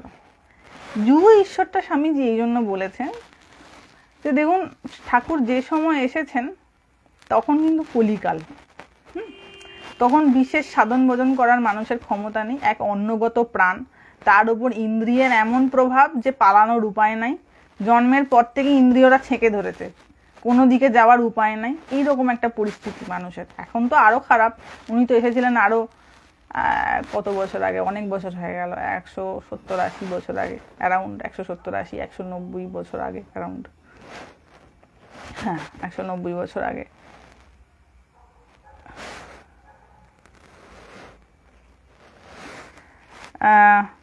তো যুগ ঈশ্বর মানে হচ্ছে এই যুগ যেটা চলছে সেই সমসাময়িক উপযোগী হয়ে তার আবির্ভাব। মানে এই সময় যেভাবে বললে, যেভাবে সাধন করলে অ্যাকচুয়ালি লোককল্যাণ হবে, তিনি যেন সেইভাবে সাধন ভজন করে সেই সমস্ত কথা বলে দিয়ে গেছেন। এবং আমরা সেটাই দেখব যে কথামৃততে যেগুলো বলা আছে, মনে হচ্ছে কি সহজ করে বলছেন, কত সুন্দর করে বলছেন, গল্পের ছলে বলছেন। ওখানে তো বেশি সংস্কৃত ভাষায় ওইভাবে ব্যাখ্যা করে বলা নেই যেগুলো আমরা শাস্ত্রে পাই, সেখানে জাস্ট নর্মাল বাংলা ভাষায় বলা হয়েছে। এবং আমরা ব্লেসেড, অবশ্যই বলবো যারা বাংলা ভাষী, বাংলা যাদের মাতৃভাষা, তারা ব্লেসেড যে অরিজিনালি কিন্তু ঠাকুর এই ভাষাতেই কথাগুলো বলে গেছেন। ঠাকুর, মা, স্বামীজি, এনারা কিন্তু এনাদের যে বাংলা ভার্সনের কথাগুলো আমরা পাই, এটা ওনারা ওই ভাষাতেই বলে গেছেন। বাকি দেখুন যারা কথামৃত পড়ে তাদের কিন্তু ট্রান্সলেটেড ভার্সন পড়তে হয়। যারা ধরুন সাউথ ইন্ডিয়ার তেলেগু, তামিল, কন্নড় ভাষায় পড়ে বা ইংরেজিতে পড়ে বা অন্যান্য ওড়িয়া বা পাঞ্জাবি ভাষায় যারা পড়ে, তাদের কিন্তু ট্রান্সলেটেড ওটা ভার্সন। এবং ট্রান্সলেটেড ভার্সনে কিন্তু ওই এক্স্যাক্ট ফ্লেভারটা থাকে না যেটা কিন্তু অরিজিনাল ভার্সনে থাকে। এটা সত্যি বলছি। আপনি দেখবেন স্বামীজি অরিজিনালি যে চিঠিটা লিখে গেছেন, যদি কেউ স্বামীজির চিঠিপত্র পড়েন, স্বামীজির একটা চিঠিপত্রের বই আছে, হ্যাঁ একটু বড় বই আছে, যেখানে স্বামীজি চিঠি লিখেছিলেন বিদেশ থেকে, যখন দেশে চিঠি লিখছেন বা দেশ থেকে বিদেশে যখন চিঠি লিখছেন কাউকে, সেই চিঠিপত্রের একটা কালেকশন, একটা বই আছে যেটা টোটালি ইংরেজিতে। সেটা যদি কেউ পড়েন, তারপরে যদি বাংলাটা পড়েন, মানে তার যে ট্রান্সলেটেড ভার্সনটা, দেখবেন আকাশ পাতাল ফারাক। ওই জিনিসটাই আর নেই সেটার মধ্যে। হয়তো বোঝা যাবে কথাটার মানেটা ট্রান্সলেট করা হয়েছে, কিন্তু ওই বাংলাটা তো স্বামীজি বলেননি। সেই জন্য কিন্তু ওই বাংলাটা পড়ে কিন্তু ওই ফিলিংটা হবে না যেটা ইংরেজিটা পড়ে হবে। আমি নিজে এটা পড়েছি বলে আপনাদের বলতে পারছি। অরিজিনালি স্বামীজির কোনো একটা চিঠি, যে কোনো একটা চিঠি আপনারা নেবেন, নিয়ে ইংরেজিটা পড়বেন, ঠিক তার ওই চিঠি নম্বরটা খুঁজে, বাংলারও একটা বই আছে ওটা আরও মোটা, তো ওই বাংলাটা পড়ে দেখবেন মনে হবে হেল অ্যান্ড হেভেন ডিফারেন্স, প্রচুর ফারাক। ওই ওই ব্যাপারটাই নেই স্বামীজির লেখার মধ্যে, যে টাচটা রয়েছে, যে বিউটিটা রয়েছে, সেই বিউটিটা কিন্তু ট্রান্সলেটেড ভার্সনে নেই। সুতরাং সুতরাং আমরা যারা কথামৃত পড়ছি তারা কিন্তু অরিজিনাল ভার্সনটা পড়ছি, মানে অরিজিনালি ঠাকুর যে বাংলা ভাষায় বলে গেছেন, আর মাস্টারমশাই নিজেও বাঙালি ছিলেন বলে তিনিও বাংলা ভাষাতেই ওগুলো লিখে গেছেন, এবং মাকে দিয়ে ওগুলো কি বলবো ক্ল্যারিফাই করা হয়ে গেছে। ক্ল্যারিফাই ঠিক বলবো না, মাকে দিয়ে ওটা চেক করানো হয়ে গেছে যে মা বলেছেন যে বাবা যেটা লেখা আছে তা সত্য, এটা তিনিই বলে গেছেন। সুতরাং এটা কিন্তু আমাদের একটা বিশেষ ব্লেসিং। এটা যারা অন্যভাষী যারা, তারা কিন্তু এই ব্যাপারটা পাবে না। তাদের সবসময় একটা অন্য কারোর একটা ভাব তার মধ্যে থাকবে, মানে যিনি ট্রান্সলেশন করছেন অ্যাকচুয়ালি তার ভাবটা কিন্তু ওটার মধ্যে থাকবে। তো আমরা এদিক দিয়ে বিশেষ ব্লেসেড, কারণ এই অরিজিনাল এই ভাষাতেই ঠাকুর বলে গেছেন। তো যুগ ঈশ্বর জিম্বিত, যুগ ঈশ্বর মানে এই সময় উপযোগী যেভাবে সাধন ভোজনের উপদেশ দিলে অ্যাকচুয়ালি মানুষের কল্যাণ হবে, তিনি কিন্তু সেইভাবে বলে গেছেন, উইদাউট হ্যাভিং এনি বায়াসনেস। ঠাকুরের এইটা হচ্ছে সব থেকে বেশি গ্রেটনেস, যে উনি কখনো এইটা বলেননি যে আমি যেটা বলে যাচ্ছি সেটাই কেবলমাত্র সত্য এবং আমার কথাটাই কেবল সত্য। তিনি বলেছেন যত মত তত পথ।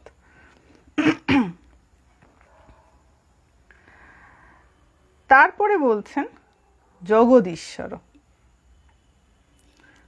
এই শ্লোকটা, এই স্ট্যান্জাটা পড়ে তারপরে তো শেষ করবো। হ্যাঁ, জগদীশ্বর মানে এখানে বলা হচ্ছে, জগদীশ্বর মানে আমরা বুঝি যে তিনি জগতের ঈশ্বর, যিনি জগতের ঈশ্বর মানে জগৎকে নিয়ন্ত্রণ করছেন যিনি।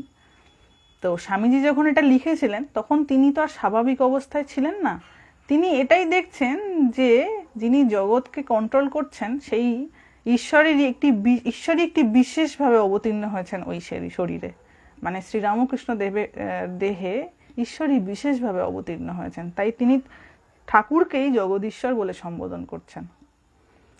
সৃষ্টি স্থিতি প্রলয়ের কর্তা ঈশ্বর, তো তাই ওইভাবে সম্বোধন করা হয়েছে। এইবার তারপরে বলছেন যে যোগ সহায় নিরোধন সমাহিত মন।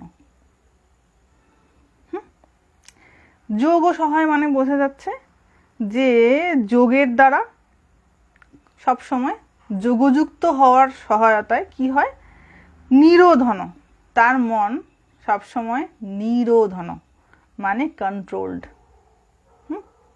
সংযত সব সময়। তারপরে বলছেন সমাহিত, সমাহিত মানে অ্যাবজর্বড মানে এক হয়ে রয়েছে ভগবানের সঙ্গে বা ঈশ্বরের সঙ্গে বা ব্রহ্মের সঙ্গে, তার মন সবসময় অ্যাবজর্বড এক হয়ে রয়েছেন। ওই জন্য দেখবেন কেউ একটা কিছু হয়তো একটু হয়তো কোনো কথা বলেছে, একটা হয়তো গান গেয়েছে, সঙ্গে সঙ্গে এমন হয়ে গেছে বলতে বলতে বলতে বলতে তার ভাব হয়ে গেছে, মানে ভাব সমাধি হয়ে গেছে, সমাধি অবস্থায় চলে গেছে, মানে ক্ষণিকের মধ্যেই।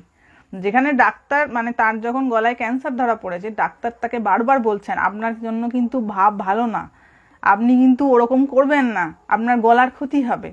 এবং শোনা যায় যে যখন ভাব হতো, যখন সমাধি হয় তখন গলার উপর একটু বিশেষ প্রেসার পড়ে, চাপ পড়ে, গলা শুকিয়ে যায়। ওই জন্য দেখা যেত যে ঠাকুর যখন সমাধি থেকে নেমে আসতেন তখন জল খেতে চাইতেন, তেষ্টা পেত তার। তো তার মন সবসময় অ্যাবজর্বড হয়ে রয়েছে ব্রহ্মের সঙ্গে। ওই জন্য কেউ একটা কিছু গান করলেই বলতে বলতে উনি ব্যাস সমাধিস্থ হয়ে যেতেন। ডাক্তার হাজার বারণ করছে কিন্তু উনি, তার অবস্থাটা এমনই ছিল, মনটা এমন অবস্থায় চলে গিয়েছিল যে একটু মানে বারুদ ঠাসা, কোনো জায়গায় ধরুন বারুদ ঠাসা রয়েছে, একটুখানি খালি একটু আগুনের স্ফুলিঙ্গর দরকার হয়। তো ঠাকুরের ভেতরে এরকম ভগবত ভাব একবারে ঠাসা হয়েছিল, বাইরে থেকে একটুখানি আগুনের স্ফুলিঙ্গ, কেউ হয়তো একটু ভগবানের কোনো একটা গান একটা দুটো লাইন গেয়েছে, ব্যাস সঙ্গে সঙ্গে ওই আগুন লেগে গিয়ে দাউ দাউ করে যেমন বারুদ জ্বলে ওঠে, ঠাকুরও সঙ্গে সঙ্গে আর সাধারণ অবস্থায় থাকতে পারতেন না। তো তার মন কি হতো, সমাহিত সব সময়। তারপরে বলছেন নিরখী তব কৃপায়। নিরখী হচ্ছে দেখি, নিরখী মানে হচ্ছে দেখি, তব কৃপায় মানে তোমার কৃপায়, মানে তোমার দর্শন তোমার কৃপাতেই সম্ভব, আর অন্য কোনো কিছুর দ্বারা সম্ভব নয়। তোমার কৃপাতেই কেবল তোমাকে দর্শন করা যায়। এবং শ্রীরামকৃষ্ণদেবও একই কথা বলেছেন, বলছেন যে দেখ, ধর, আমার এক্স্যাক্টলি কথাটা মনে পড়ছে না, আমি ভাবটা বলছি, যে ধরুন কেউ লণ্ঠন নিয়ে যাচ্ছে, বা হেরিকেন নিয়ে যাচ্ছে, রাস্তা অন্ধকার রাস্তা, হেরিকেন নিয়ে যাচ্ছে।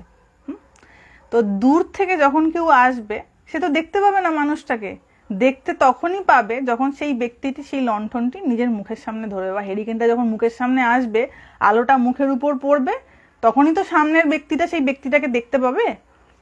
এটা ঠাকুর বলতেন যে তিনি যদি কৃপা করে ওই মুখে আলোটি ধরেন তখনই তার দর্শন সম্ভব। তো তিনি যদি কৃপা করেন তবেই তার দর্শন সম্ভব, আদারওয়াইজ সম্ভব নয়। তার কৃপাটা এখানে মাস্ট। এবং ওই যে বললাম, কৃপা তখনই তিনি করেন যখন দেখেন যে আমার জন্য কেউ, মানে আমি যার কাছে মুখ্য জিনিস, সে অন্য সমস্ত কিছু ত্যাগ করতে চায় বা ত্যাগ করতে পারছে, তার কাছে গৌণ বাকি জিনিসগুলো। ঠাকুর মায়ের কৃপায় সকল প্রাণের মুক্তি। ও বাবা, সকল প্রাণের মুক্তি তো ওরকম করে হবে না, সেই ব্যক্তিকে নিজে কিছু পুরুষকার সহকারে চেষ্টা করতে হবে, তবে হবে। এবং সবাইয়েরই হবে, কিন্তু কারোর একটু আগে, কারোর একটু পরে। ঠাকুর বলতেন বাবা, খেতে সবাই পাবে, কেউ একটু তাড়াতাড়ি খেতে পাবে, কেউ একটু সন্ধেবেলা খেতে পাবে, কারোর একটু রাত হয়ে যাবে। তো ঠিক তেমনি মুক্তি সবারই হবে, কারোর একটু তাড়াতাড়ি, যার একটু বেশি তাড়াতাড়ি সংস্কারের বলে একটু তাড়াতাড়ি ভগবানের কৃপা হবে, তাই সে একটু তাড়াতাড়ি মুক্ত হয়ে যাবে। যার একটু ভোগ জ্বালা এখনো বাকি রয়েছে, আর একটু কামনা বাসনা রয়েছে, পরের জন্মে এই করব, এই জন্মে এইগুলো পূরণ হলো না, আবার পরের জন্মে করব, এইরকম যদি থেকে থাকে তাহলে আবার পরের জন্মে। ওই যে আগের দিন বললাম না যে সুখ তো বাবা এমনি আসে না, ও দুঃখকে পকেটে করে নিয়ে আসে। তো এরকম যদি বাসনা থেকে থাকে যে আমি এমন করে চাহিদা রয়েছে সুখ ভোগ করতে হবে, তো এটা আমাদের বুঝতে হবে যে সুখ একা যাচ্ছে না বা একা আসবে না, সাথে করে দুঃখকে পকেটে করে নিয়ে আসবে। তো সেইটার জন্য যেন আমি প্রস্তুত থাকি। সুখটা ভোগ করতে যতটা ভালো লাগছে, যখন দুঃখটা আসবে তখন কিন্তু ততটাই যন্ত্রণা বোধ হবে। সেটার জন্য যেন মন প্রস্তুত থাকে, তখন কিন্তু লাফালাফি করলে চলবে না। দুঃখ হলে তো বড্ড আমরা ছটপট করি, তো আর সহ্য হচ্ছে না, আর সহ্য হচ্ছে না, এটা করি এবং পালানোর চেষ্টা করি। কিন্তু আমরা বুঝতে পারি না যে সেই দুঃখর ম্যাক্সিমাম পার্সেন্টেজ আমিই তাকে ইনভাইট করে নিয়ে এসেছি। কারণ সুখ চেয়েছিলাম, সুখ তো শুধু আসেনি, সে পিছনে করে দুঃখ নিয়ে এসেছে। এবার যখন সুখ হয়ে গেছে, এবার যখন দুঃখের জ্বালা সইতে হচ্ছে, তখন তো বাবা ছটপট করে লাভ নেই, তখন তো কেউ বাঁচাতে পারবে না। তখন ওই ভোগ সম্পূর্ণ হবে, তারপরে যদি একটু রেহাইয়ের রাস্তা তৈরি হয়।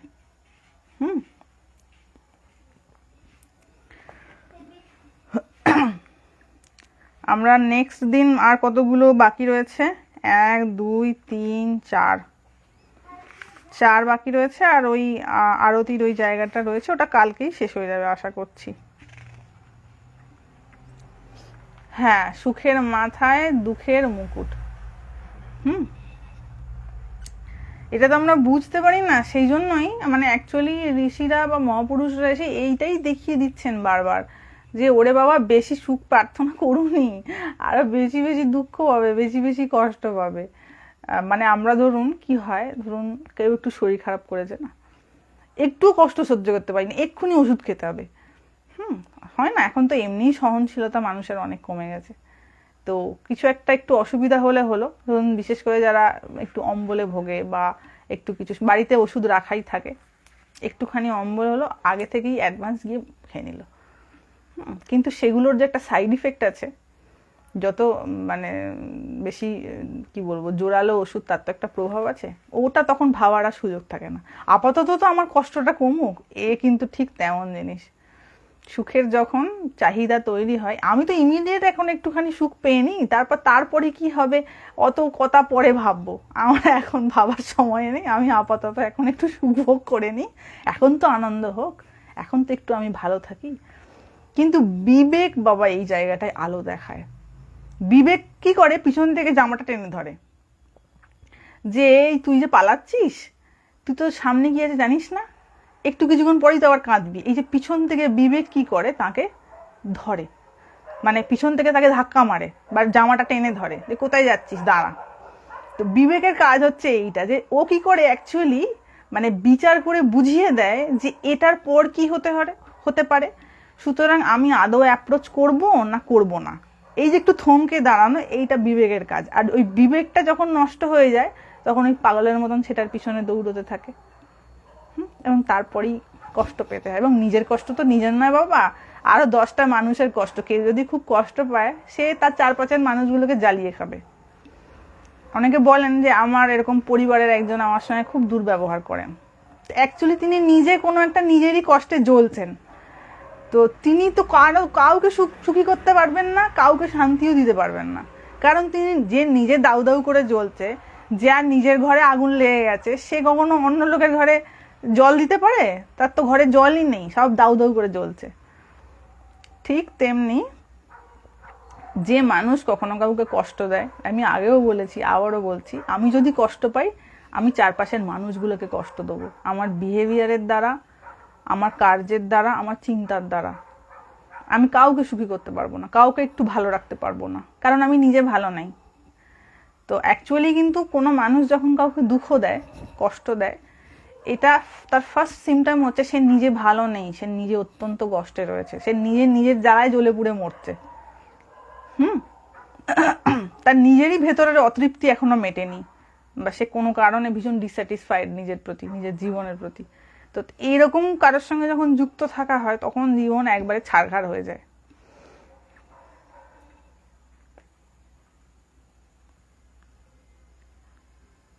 দীক্ষা নেওয়ার পরেও কর্মে কোনো উন্নতি করতে হলে কি করা দরকার? দিনে 2বার করে ঠাকুরের জপ করছি।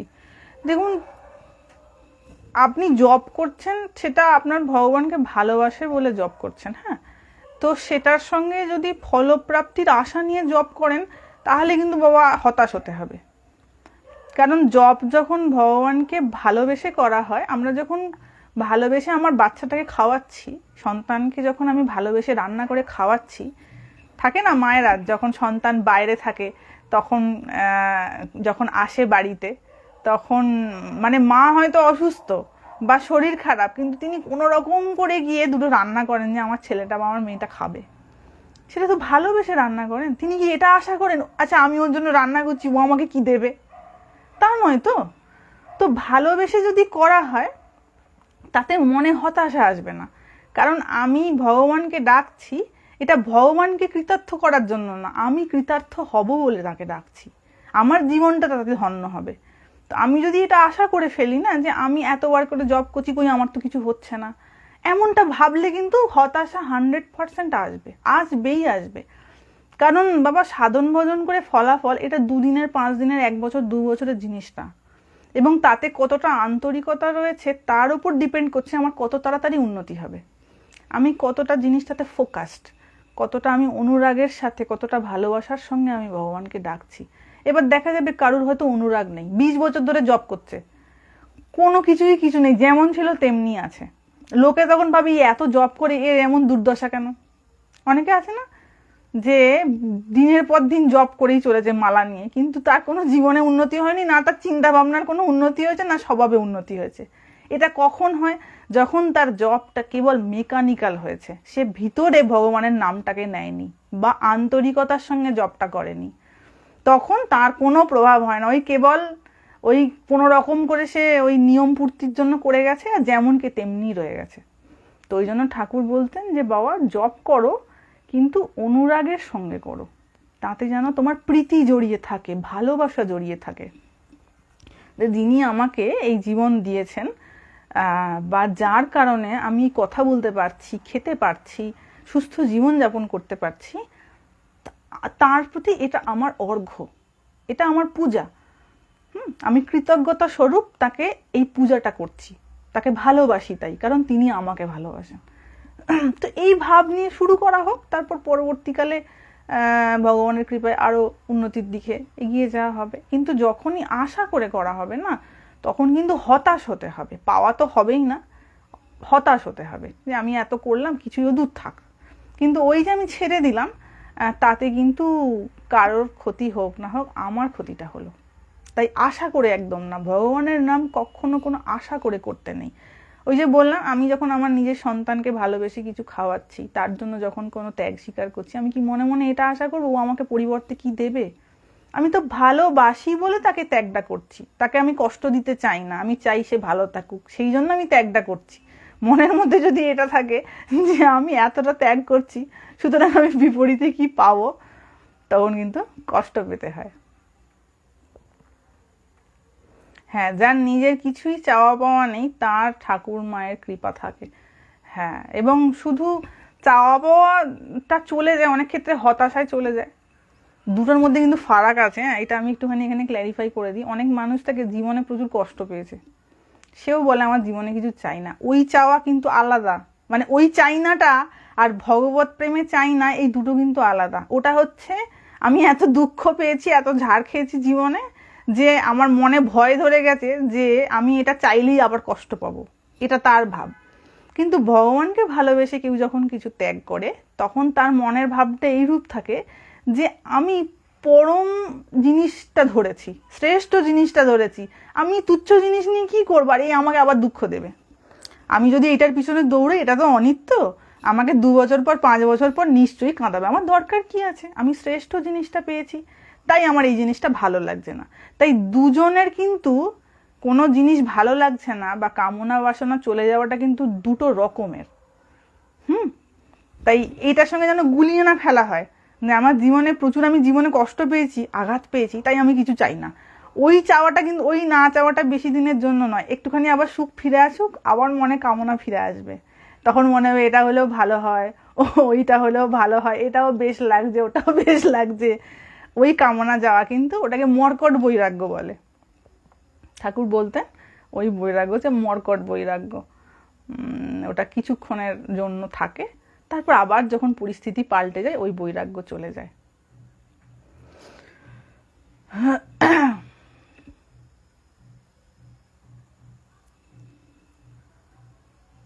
1 ঘন্টা যথেষ্ট নয়। আমি ভগবানকে এত ডাকি, তবু কেন আমার সবকিছু খারাপ হয়? বাবা, খারাপ কার হয়নি? শ্রীকৃষ্ণ স্বয়ং ভগবান ছিলেন, তাকেই মারার জন্য জন্ম থেকে লোক পিছু পিছু ঘুরছে, এই ওষুধ যাচ্ছে আর সেই ওষুধ যাচ্ছে, সে তো জন্ম থেকে তার বিপদ। তো ভগবানের সঙ্গেও যে খুব ভালো কিছু হয়েছে এমনটা নয়। হ্যাঁ, তারও জীবনে তাকেও যথেষ্ট সংগ্রাম করতে হয়েছে। মা মা কি সন্তানের জন্য ঠাকুরের কাছে চাওয়া কি অনুচিত? দেখো বাবা, তোমাকে এটা বুঝতে হবে, তুমি যদি সন্তানের জন্য কিছু ভালো চেয়ে থাকো না, তুমি নিজে কিছু সাধনা করো। শুধু ওরকম চেয়ে কিছু হয় না, ভগবান ওরকম করে কখনো ওরকম হয় না। তোমাকে কিছু সাধনা করতে হবে। ফল যখন চাইছো, সেই ফলটা পাওয়ার জন্য তোমাকে কিছু সেইরূপ কর্ম করতে হবে, তাই না?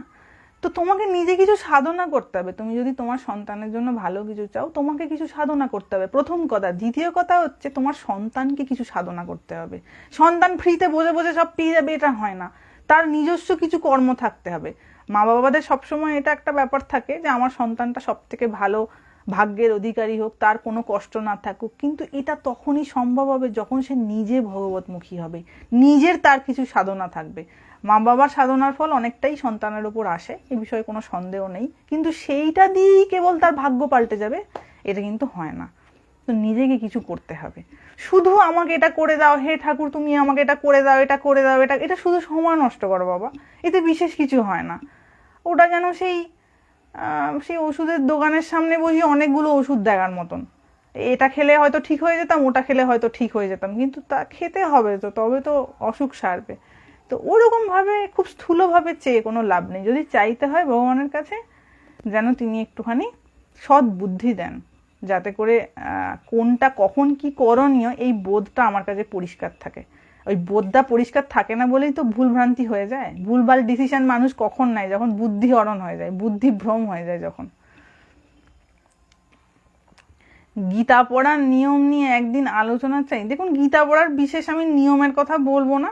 সকালবেলা উঠে, ঘুম থেকে উঠে পবিত্র মনে ভগবানকে ভালোবাসার সঙ্গে জপ করবেন, তো ওটা সব নিয়মের পর। আর হাজার নিয়ম পালন করেও যদি আমার মনে ভগবত প্রেম না থাকে, ওটা কেবল পড়াই থাকে, ওটার বিশেষ কোনো ফল হয় না। কারণ we have to execute what is written in Gita. গীতাতে যেটা বলা রয়েছে, উই হ্যাভ টু এক্সিকিউট, ওটাকে আমাকে আচরণ করতে হবে।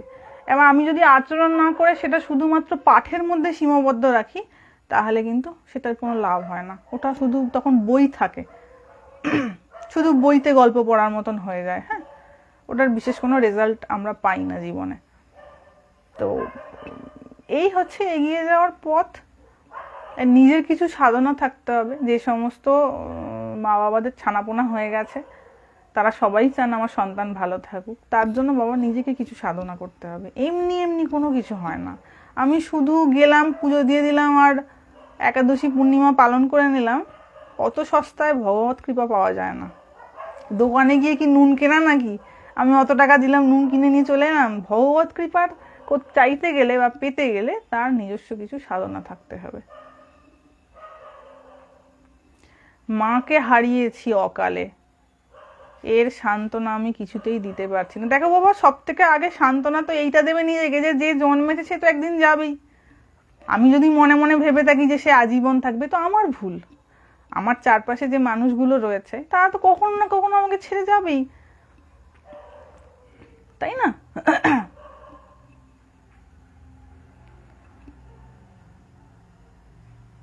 মাতাজি, আপনি মালা তিলক পড়েন না কেন?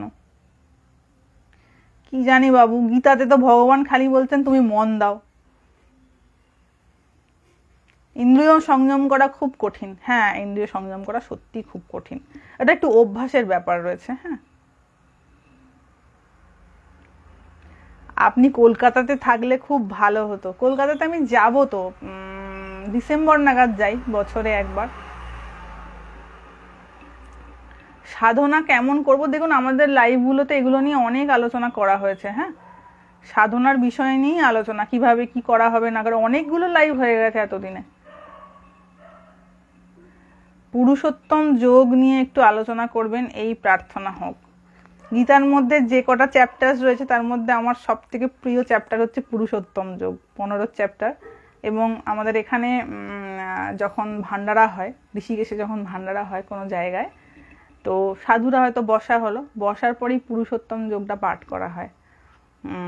ওই 20টা শ্লোক রয়েছে গীতার, সেই 20টা শ্লোককে যে সমস্ত সাধুরা বসে থাকেন তারা সব লাইন দিয়ে চ্যান্টিং করতে থাকেন।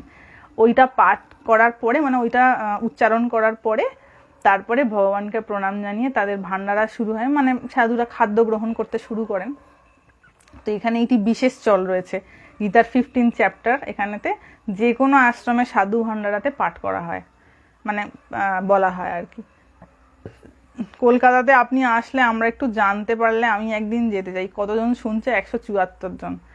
আমি যে কোনো, যখন যাওয়ার সময় আসবে ডিসেম্বরের আগে, আমি যে কোনো একটা লাইভে এটা বলবো যে আমি যাচ্ছি, তবে বলবো এটা লাইভের শেষে, কারণ লাইভ খুব বেশি জন দেখে না, ঠিক আছে?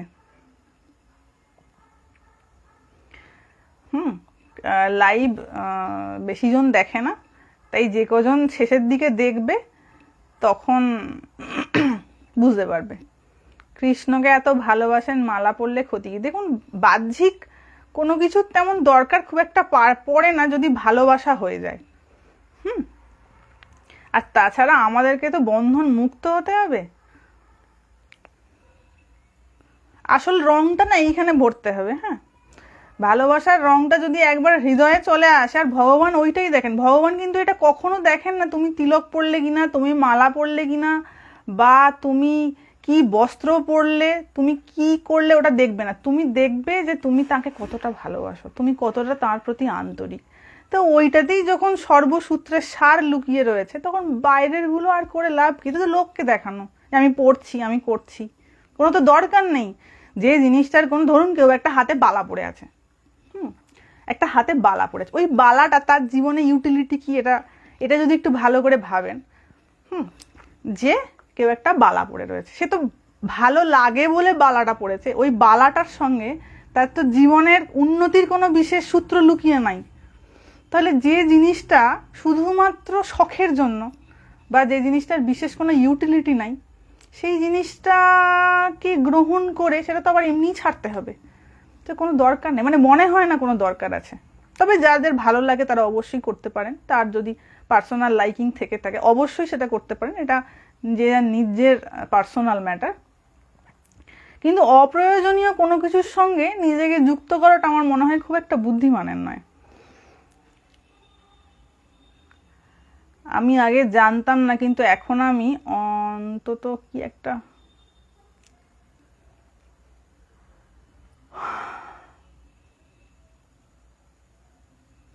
আচ্ছা বিয়ের পর শাঁখা সিঁদুর না পড়লে কি হয়?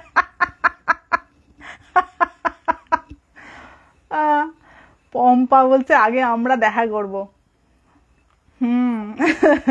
কলকাতাতে যেখানে তোমাদের সঙ্গে দেখা হয়েছিল ওখানে এবারেও যাওয়া হবে, তো তখন ওখানে আশা করছি আবার দেখা হবে। তো দেখো বাবা, এই যে শাঁখা সিঁদুরের ব্যাপারটা, এটা একটা ট্র্যাডিশন, তো সবকিছুর একটা একটা নিয়ম থাকে, এবং যখন গৃহস্থ জীবনযাপন করা হচ্ছে তার একটা বিশেষ রুলস আছে, সেই রুলসটা ফলো করলে আমার মনে হয় না কোনো অসুবিধা আছে, এবং এটা একটা সৌন্দর্য, একটা এটা একটা কি বলবো, আমাদের এটা একটা ঐতিহ্য, কি না?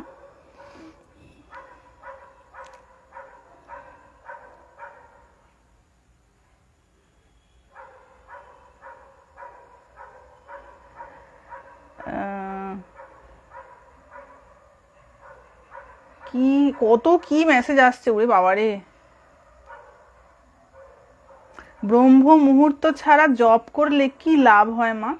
দেখো, ব্রহ্ম মুহূর্তটা এমন একটা সময় না, যখন ওই সেই সময়ে কেউ যদি জব করে, অ্যাকচুয়ালি তার মনটা একটু তাড়াতাড়ি স্থির হয়ে যায়, দ্রুত স্থির হয়, মানে জপেতে অ্যাকচুয়ালি তাড়াতাড়ি মনটা বসে। এই যেমন এখন কুকুর ডাকছে, বা অনেক ধরনের গাড়ি ঘোড়ার আওয়াজ থাকতে পারে, প্রতিবেশী বাড়িতে হয়তো গান চলছে, বাজনা বাজছে, অনেক ধরনের সেখানেতে মানে আওয়াজ থাকতে পারে, কিন্তু ওই সময় শান্তও থাকে আর মনটা স্থিরও হয়।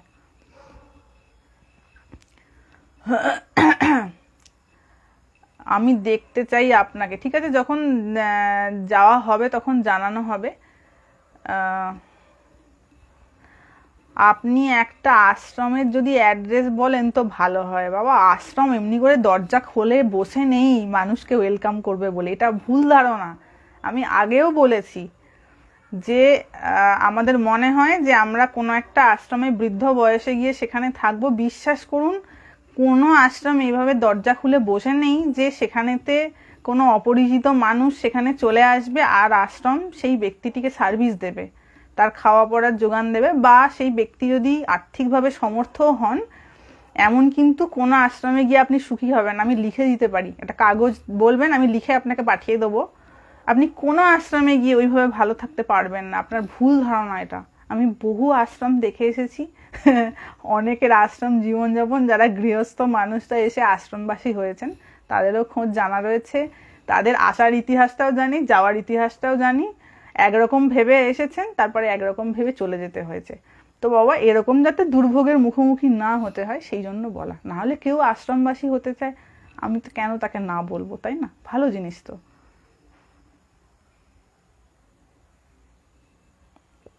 ব্রহ্ম মুহূর্ত কখন হয় আমি জানি না। আচ্ছা আচ্ছা, ব্রাহ্ম মুহূর্ত কখন জানেন? যখন ওই ভোরের দিকে, ধরুন রাতটা শেষ হচ্ছে, দিনটা শুরু হচ্ছে, ভোরবেলা, ওইটা হচ্ছে ব্রহ্ম মুহূর্ত। আর আর সন্ধ্যের দিকে জবটা করতে বলা হয়, কারণ সেই সময় দিনটা শেষ হচ্ছে আর রাতের শুরু হচ্ছে। আমার প্রশ্নের উত্তর পেলাম না, আমি বুঝতে পারিনি। হ্যাঁ মা, লাইভে কুকুরের আওয়াজ পেলাম। হ্যাঁ, এখানেতে মানে খুব মানে ডগিদের বা যারা অন্যান্য প্রাণী রয়েছে তাদের এখানে খুব রেসপেক্ট করা হয়। হ্যাঁ, আপনি কি নিজে আশ্রম করবেন চিন্তা আছে, না মহারাজের আশ্রমেই থাকবেন? কি জানি এমন একটা প্রশ্ন করলেন। ইচ্ছা আছে একটা নিজের আশ্রম করার, দেখা যাক।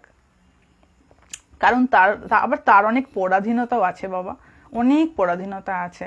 10টা আমি আশ্রমটা করার বিষয়ে বিশেষ চিন্তা ভাবনা এই জন্য করি না, তার কারণ হচ্ছে দেখুন, একটা আশ্রম করতে গেলে না আপনার 10টা মানুষের সহযোগিতা লাগবে। 10টা সহযোগিতার মানুষ মানেই তাদের 10 জনের 10 রকম মানসিকতা। এবার সবাই কিন্তু ভক্ত হয় না, ভক্ত ইজ ভেরি রেয়ার, ভীষণ রেয়ার। ভক্ত বেশে আসা, আমিও কতজনের সঙ্গে রেগুলারলি ডিল করি, এক একজনের এক এক রকম ধাত। বাইরে কিন্তু ভক্তের বসনধারী অনেক রয়েছেন, কিন্তু অরিজিনালি ভগবানকে ভালোবাসবে এটা ভেরি রেয়ার। যখনই এই ধরনের কোনো সিউডো পার্সনের সংস্পর্শে আসা হবে না, জীবন কিন্তু পলিউটেড হওয়া শুরু হয়ে যাবে। ঠিক আছে, কারণ সে সবসময় তার স্তরে অন্য মানুষকে নামিয়ে আনবে না, যে আমি যেরকম ভাবছি তুমি আমার মনের মতো হয়ে যাও, এই তো হওয়া সম্ভব নয়। তো সেই জন্য সবসময় আমি আশ্রম করার ব্যাপারটা থেকে একটু দেখা যাক, যদি নিজে স্বাধীনভাবে কিছু করতে পারি কখনো, দেখা যাক। কারণ আশ্রমে আমি দেখছি না চারিদিকে, এত বছর ধরে এখানে রয়েছি, কম আশ্রমে তো ঘোরা হয়নি, সব সেখানকার যা চালচিত্রি দেখে নিয়েছি। আমি কি একাই, 5 জন না।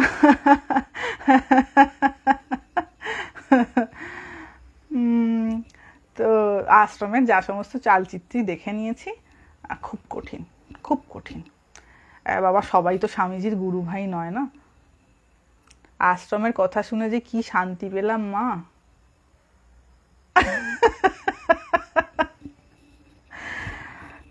মাতাজি উপোস করার ব্যাপারে কিছু বলবেন? দেখো বাবা, উপোসের একটা প্রথমত তো হচ্ছে একটা সংযম অভ্যাস করা। আমি খুব সায়েন্টিফিক ব্যাকগ্রাউন্ডে বলছি, ঠিক আছে? ওরকম ভাবে বলবো না এই খেলে ওই কৃপা হয়ে যাবে, তুমি এই খাওয়া ত্যাগ করলে ওই ভগবানের তাড়াতাড়ি কৃপা পেয়ে যাবে, ওরকম ভাবে বলবো না। তো উপোস যেটা, সেটা হচ্ছে প্রথমত হচ্ছে কিছু সংযম অভ্যাস করানো হচ্ছে। মানে ধরো তুমি সারাদিন কিছু খেলে না, তার মানে হচ্ছে আমি কোথাও একটা নিজের ক্ষুধাটাকে নিয়ন্ত্রণ করার চেষ্টা করছি, এই একটা কনসেপ্ট থেকে উপোসের জায়গা এসছে। দ্বিতীয়ত হচ্ছে যে আমরা রেগুলারলি ধরো একটা নির্দিষ্ট টাইমে খাই, কোনো একদিন সেই খাওয়াটা থেকে একটু নিজেকে বিরত করা। তো সেখানে কি হয়, স্টমাকটা একটু ফাঁকা থাকে, একটু রেহাই পায়, নাহলে তো 24 ঘন্টা কাজই করে চলেছে। এইরকম একটা জায়গা থেকে উপোসের কনসেপ্টটা এসছে। উপোস করার সঙ্গে ভগবত প্রাপ্তির কিন্তু জায়গাটা খুব কম, একটু সংযম অভ্যাস করানো হয় এই পর্যন্ত। বাকি বাবা মনটাই যে এইখানে ভগবানকে বসাতে হবে না, এইখানে তার স্থান হৃদয়ে, এইখানে করতে যখন পারবো না তখনই কিন্তু বাইরের বৈধি ধর্ম আচরণের প্রতি তখন আমার আকর্ষণ বেড়ে যাবে। এইখানেতে আমি এই প্লেট লাগালাম, ওই মন্দিরেতে আমি এইরকম করে সোনার জিপ দিয়ে দিলাম, তারপরেতে আমি এত হাজার জনের ভান্ডারা করিয়ে দিলাম। এইটা করার প্রবৃত্তি ম্যাক্সিমাম মানুষের তখন হয়, সবার বলবো না, ম্যাক্সিমাম জনের তখনই হয় যখন অরিজিনাল জায়গাটা আমার মিস হয়ে গেছে। অরিজিনাল যেভাবে ভগবান কৃষ্ণ গীতায় ধর্ম পালনের কথা বলছেন না, আমি সেভাবে পারছি না। এই না পারার জায়গাটা যখন আসে, তখন নিজেকে সন্তুষ্ট করার জন্য আমি অন্যরকমভাবে একটা বাইফার্কেটেড ওয়ে নিয়ে নিই, যে এইটা করলে নিশ্চয়ই ভগবানের জন্য আমি এত করছি, এত কিছু দান দক্ষিণা করছি, তিনি কি সন্তুষ্ট হবেন না? এইটা মনের মধ্যে তখন চলে আসে। তখন এই উপচারে পুজো করতে হবে, এত কিছু দামি দামি মিষ্টি নিয়ে আসতে হবে, সোনা গয়না দিয়ে সাজাতে হবে। কনসেপ্ট কিন্তু তখনই আসে যখন আসল জায়গাটা আমি মিস করে গেছি, ঠিক তাকে ধরার যে রাস্তাটা ওইটা আমি ঠিক করে করতে পারছি না। মাতাজি আপনার সাথে কথা বলবার ফোন নম্বর, আমি যখন যাব তখন যদি সুযোগ করে দেখা হয় হবে। আমি এখনো নিরামিষ খেতে পারলাম না, একটু চেষ্টা করে দেখুন, নিজেকে একটু বোঝান, যদি মনে হয় একদম পারছি না জিনিসটা কমিয়ে ফেলুন অভ্যাসটা। অনেকেরই ব্যাপারটা নিয়ে একটু সমস্যা আছে, যে নিরামিষ একটু অভ্যাস করতে পারছেন না, আমিষটা ছাড়তে পারছেন না। ব্রাহ্মণদের আলাদা কিছু ক্ষমতা থাকে, আলাদা সুবিধা কি থাকে এই ক্ষেত্রে? কোন ক্ষেত্রে বলুন তো, বুঝলাম না। আমাদের একদিন না ওই বর্ণাশ্রম নিয়ে আলোচনা হবে, তখন এই ব্যাপারটা একটু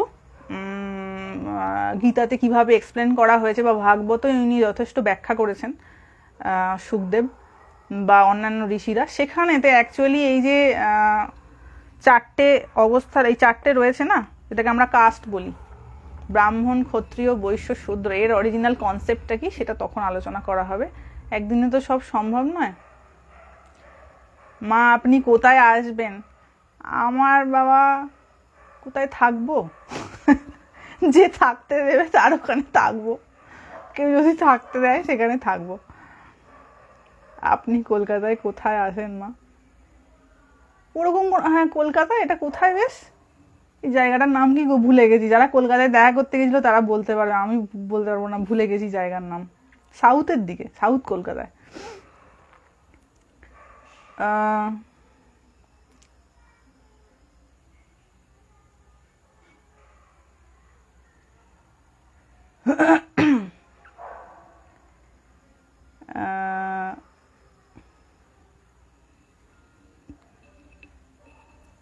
এটা মা কালীর পূজা পদ্ধতি, এই নিয়ে বাবা বই আছে। আমি ওরকম ভাবে তো ঠিক কালচার করি না, আর এই বিষয়ে আমি বিশেষ জানিও না।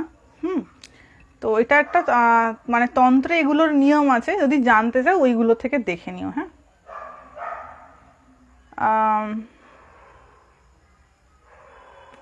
আমি যেন বেঁচে থাকতে থাকতে, হ্যাঁ হ্যাঁ হ্যাঁ হ্যাঁ হ্যাঁ, গল্ফ গল্ফ গ্রিন না গল্ফ গার্ডেন, গল্ফ গার্ডেন, ঠিক ঠিক ঠিক ঠিক, গল্ফ গার্ডেন, হ্যাঁ হ্যাঁ হ্যাঁ হ্যাঁ, ওখানে যাওয়া হয়েছিল।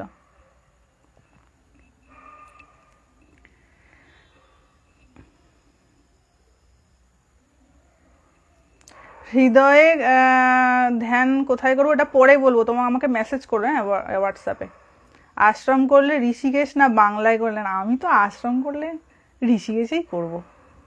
কারণ বাবা সব কিছু না পারিপার্শ্বিক পরিস্থিতিটা ঠিক হতে হয়। মানে সাধন ভোজন ধরুন করা হবে, আশ্রম মানে কি সাধন ভোজনের জায়গা। আমি যদি কোনো আশ্রম করি সেখানে তো চিটিয়ালিপোনা চিটিংবাজিপোনা চলবে না, সেখানে স্ট্রিক্ট রুলস, এবং শুধুমাত্র সেখানে সাধন ভোজন। অন্য কোথায় কি হলো, ওইখানে কতজনের কি খেলো দিলো, আর ওখানেতে গল্প গুজব হলো, সেসব তো সম্ভব নয়। তো পরিবেশটা ঠিক থাকতে হবে, পরিবেশ শান্ত হতে হবে, সেখানে ঋষিদের কোনো একটা স্থান, সেখানে সেই বাতাসে সেই প্রভাব থাকতে হবে, তবে তো সেই আশ্রমটা আশ্রম বলে মনে হবে। সারাক্ষণ ঝঞ্ঝাট ঝামেলা ঝগড়াঝাঁটি হচ্ছে চারপাশে, এরকম জায়গায় আশ্রম হলে না আর সাধন ভোজনটা হয় না, সেই ঝামেলা ঝঞ্ঝাটের সঙ্গে লড়াই করতে করতেই চলে যায়। Rishikesh is the best place, কারণ হচ্ছে টেম্পারেচার। মানে এই যে ধরুন এখানে আমি আজকে ফার্স্ট ফ্যান চালিয়েছি, মানে ধরুন লাস্ট আমি ফ্যান চালিয়েছি হয়তো সেপ্টেম্বর মাসে, অক্টোবরের হয়তো প্রথম দিকটা আমি লাস্ট ফ্যান চালিয়েছি। ফ্যান চালানোর পরে আমি এখানে এই আজকে দিনের দিকে ফ্যান চালালাম, রাতে ফ্যান চালানোর এখন দরকার পড়বে না, হয়তো মে মাসটা ফ্যান না চালিয়েই কেটে যাবে। তাহলে এখানকার যে ওয়েদারটা না সেটাও খুব ফেভারেবল সাধন ভোজনের জন্য। আর ধরুন ম্যাক্সিমাম এসি ব্যবহার করছে, শরীর তো এমনি কোল্যাপস হয়ে যাবে। ওখানে যা গরম, বাংলায় যা গরম, সেখানেতে ধরুন প্রচুর গরম পড়ছে, মানুষকে কি করতে হবে, বাধ্য হয়ে এসি ব্যবহার করতে হচ্ছে, কোনো তো উপায় নাই। তো তখন কি হবে, আর্টিফিশিয়ালিটির মধ্যে যেই ঢোকা হলো, সঙ্গে সঙ্গে কি হবে, বডির যে সিস্টেম সেটা কিন্তু ধীরে ধীরে একটু একটু একটু একটু করে কিন্তু প্রবলেমেটিক হওয়া শুরু হবেই। হয়তো আমি আজ বুঝলাম না, 15 বছর পরে গিয়ে কখনো না কখনো আমার শরীর বলবে যে তুমি আর্টিফিশিয়ালি কিছু একটা ইনটেক করেছো। তো ওই জন্য সবসময় নেচার ডিপেন্ডেন্ট হয়ে যত থাকা যায় না, শরীর তত সুস্থ থাকে, স্বাভাবিক থাকে। নাহলে আধ্যাত্মিক ভাইব্রেশনকে ক্যাচ করবে কেমন করে, এ মাথাটা তো গড়বড় হয়ে যাবে।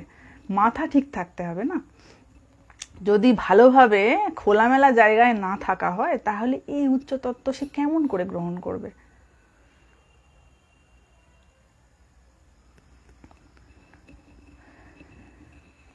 তোমার আশ্রমে আমি থাকবো মা, ওরে বাবা রে।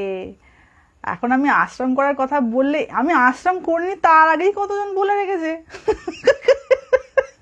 করলে তো আর দেখতে হবে না, আমারই থাকার জায়গা হবে না, দেখতে হবে আমি ছাদের উপর উঠে শুয়ে পড়েছি, মানে আমার আর ঘরে থাকার জায়গা হয়নি।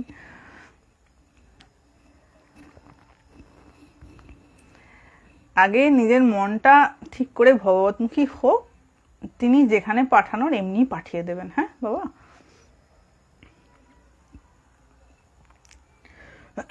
যদি মানে এই ধরনের মনোভাব থেকে থাকে না যে আমি ভগবত প্রাপ্তি করতে চাই, আমি ভগবানকে পেতে চাই, তাহলে কিন্তু তিনি ঠিক কোনো না কোনো রাস্তা করিয়ে দেবেনই দেবেন। হয়তো দেখা যাবে 200টা মানুষ আপনার সহযোগিতা করলো না, কিন্তু 2টো মানুষ ঠিক আপনার সহযোগিতা করবে এবং তারা কিন্তু ভগবানের দূত।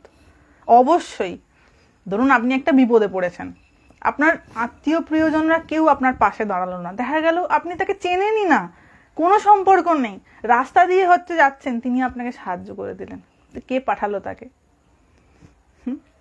তাই না?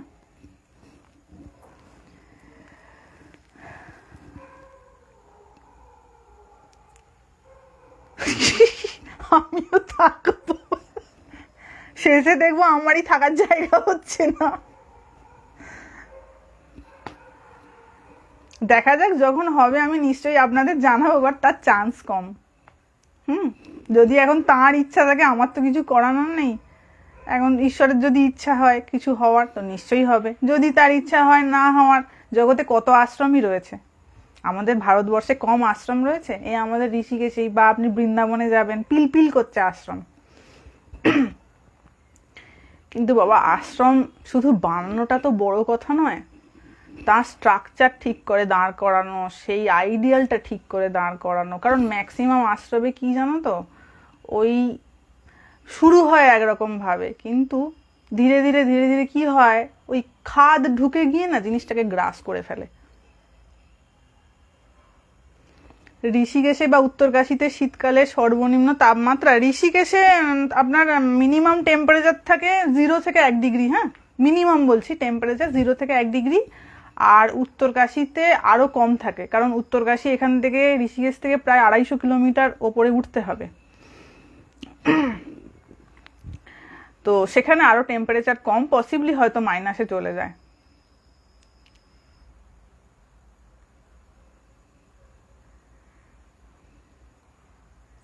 আশ্রমে সংসারের কথা হলেই সমস্যা, ম্যাক্সিমাম সেটাই তো হয়, সেইটাই তো ম্যাক্সিমাম হয় না। ও বাবু, আমার বাবু সেবা করতে হবে না, আমার সেবা করার জন্য স্বয়ং ভগবান আছেন গো, তাই না? শ্রী ভগবান যার দায় নিয়েছেন, তার আবার সেবার অভাব হয় কখনো? তিনি অক্সিজেন দিয়ে সেবা করছেন, জল দিয়ে সেবা করছেন, খাদ্য দিয়ে সেবা করছেন, শারীরিক সুস্থতা রূপে সেবা করতেন। তিনি, তার থেকে বড় সেবক আর কেউ আছে এই ত্রিভুবনে? তিনি যেভাবে সেবা করেন এমন কেউ সেবা করতে পারে না। আর বাবা, আমি অমন সাধু সন্ন্যাসী নই যে জীবনে সেবার আশা রাখে, কখনো না। আমার গুরু মহারাজ এটি আমাকে শিখিয়ে দিয়ে গেছেন, যে তোমারও জীবনে বার্ধক্য আসবে, মনে কখনো যেন এই আশা না থাকে যে কেউ আমার সেবা করবে। ভগবানের ভরসায় ঘরবার ছেড়েছ, আর মৃত্যুকে যখন জীবনে আলিঙ্গন করবে, তখন যেন সেই পুরুষকার থাকে যে আমি একাই আছি, আমার সঙ্গে এক ভগবানই আছে, আমি যেন তাঁরই আশ্রয় থেকে মৃত্যুকে আলিঙ্গন করতে পারি। আবার কবে আপনার সান্নিধ্য পাবো? আবার আমি কাল আসবো, হ্যাঁ, মানে কাল আসবো মানে কাল লাইভে আসবো ওই 8টার সময়।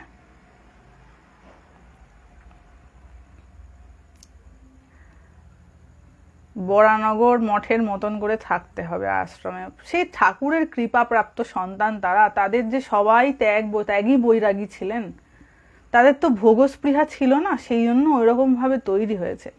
যখনই ওই কামনা বাসনার টাচ চলে আসবে না, শুদ্ধ জিনিসকে, মানে ওই দুধে তখন কি হয়, ওই লেবু পড়ে গিয়ে দুধ কেটে যায়। গরমের দেশ থেকে গিয়ে শীতকালে ওখানে থাকাটা কষ্টকর, হ্যাঁ সত্যি কষ্টকর। এখানে মানে 1 ডিগ্রি 0 ডিগ্রি টেম্পারেচার হয়ে যায়, ওটা বেশ কষ্টের, সত্যি খুব কষ্টের। মানে ওইটা মানে গঙ্গার চারপাশের যে এগুলো থাকে না, গাছগুলো থাকে, কেউ যদি অত্যন্ত ঠান্ডায় বেড়াতে আসেন ঋষিকেশে, দেখবেন গঙ্গার চারপাশের গাছগুলো শুকিয়ে গেছে, মানে পুড়ে মতন গেছে, মানে এত ঠান্ডা যে গাছগুলোকে পুড়িয়ে দিয়েছে। আমি যখন প্রথম দেখেছিলাম খুব অবাক হয়েছিলাম। জেনারেলি গ্রীষ্মকালে গাছের পাতা পুড়ে যায় দেখেছি তাপেতে, কিন্তু ঠান্ডাতেও পুড়ে যায়। প্রকৃতির এমনই জিনিস না, অতিরিক্ত কোনোটাই ভালো না। অতিরিক্ত যখন কিছু হয় তখন সেই জিনিসটা নষ্ট হয়ে যায়। তাই ওই জন্য গীতাতে বলতেন, যুক্ত আহার ও বিহারস্য যুক্ত চেষ্টস্য কর্মসু। তুমি যে কোনো কর্ম করছো সেটাকে ব্যালেন্স করে করো, অতিরিক্ত বায়াসনেস বা অতিরিক্ত মোহগ্রস্ত যেন কোনো কিছুতে না হয়ে যাওয়া হয়। তখনই কিন্তু কষ্ট পাবে। এবং আমাকে দেখতে হবে আমি অরিজিনালি কি চাই। At the end of the day আমাকে দেখতে হবে আমি কি চাই। কেবল গুরুদেবকে সেবা পুজো করলেই কি যথেষ্ট? দেখো, গুরু অ্যাকচুয়ালি ইজ দ্য গাইড। গুরুর যে সেখানে ভূমিকাটা রয়েছে সেটা হচ্ছে একটা গাইড। তিনি তোমার সঙ্গে ভগবানের যোগসূত্র তৈরি করে দেবেন, এই হচ্ছে গুরুর কাজ। কিন্তু কিন্তু ম্যাক্সিমাম ক্ষেত্রে দেখা যায় যে যিনি অন্যান্য ক্ষেত্রে মানে সাধারণ কেউ যদি এখন গুরু হন তাহলে কি হবে, তিনি নিজের পূজাতেই সন্তুষ্ট থাকেন। এবং কেবল কেবল গুরু পূজা মানে হচ্ছে তুমি গুরুকে পূজা করছো ঈশ্বরকে পাবে বলে, গুরুর পিছু পিছু ঘুরতে হবে না। স্বামী শারদানন্দজি বলছেন যে তুমি ভেবে গুরুর ধ্যান করছো এরকম যেন না হয়ে যায়, তুমি ধ্যান করবে ইষ্টের। তাই তোমার সার্চটা যেন ভগবানের প্রতি হয়। গুরু তোমাকে হেল্প করবেন, তোমাকে দেখিয়ে দেবেন যে বাবা এই রাস্তাটা ধরে আমি গেছি, তুমি এইটা ধরে যাও, তুমি পাবে। এবং কিভাবে কিভাবে চললে বা কোন কোন ভাবে কোন কোন ওয়ে আউট, মানে তোমার যেই তুমি রাস্তা দিয়ে চলা শুরু করবে বিভিন্ন বাধা আসবে, সেই বাধাটা তুমি কিভাবে দূর করবে এটা গুরু গাইড করবেন। কিন্তু তোমার টার্গেট হচ্ছে ভগবান, টার্গেট কিন্তু গুরু নয়। গুরু হচ্ছেন মিডিয়া। একটা ধরো তুমি রাস্তায় হারিয়ে গেছো, কাউকে একটা জিজ্ঞাসা করলে আচ্ছা আমি অমুক জায়গায় যাব, কি করে যাব, একজন দেখিয়ে দিলেন, বলে দিলেন আচ্ছা এইদিকে ডান দিকে যান, তারপর বাঁ দিকে যাবেন, পেয়ে যাবেন। ওই যে রাস্তায় লোকটাকে দেখলে উনি হচ্ছেন গুরু, উনি বলে দিলেন তুমি কিভাবে যাবে। কিন্তু ওনার সঙ্গে আটকে গেলে হবে না যে উনি আমার জীবন সর্বস্ব, আমি আর জীবনে কিছু চাই না, ওনারই পিছনে পড়ে থাকলাম, এমনটা নয়। ওনার কাজই হচ্ছে ভগবানের সঙ্গে ভক্তকে যোগাযোগ তৈরি করে দেওয়া, তাকে দেখিয়ে দেওয়া রাস্তাটা কি। ঠিক আছে, সবাই ভালো থাকবেন। আবার কালকে আসতে হবে, আর কিছুক্ষণ মাত্র কয়েক ঘন্টা বাকি রয়েছে, তারই মধ্যে আবার লাইভে আসতে হবে। আপনি তো কোথায় থাকেন? কলকাতায়। যে থাকতে দেবে, যে যেখানে থাকতে দেবে সেখানে থাকবো।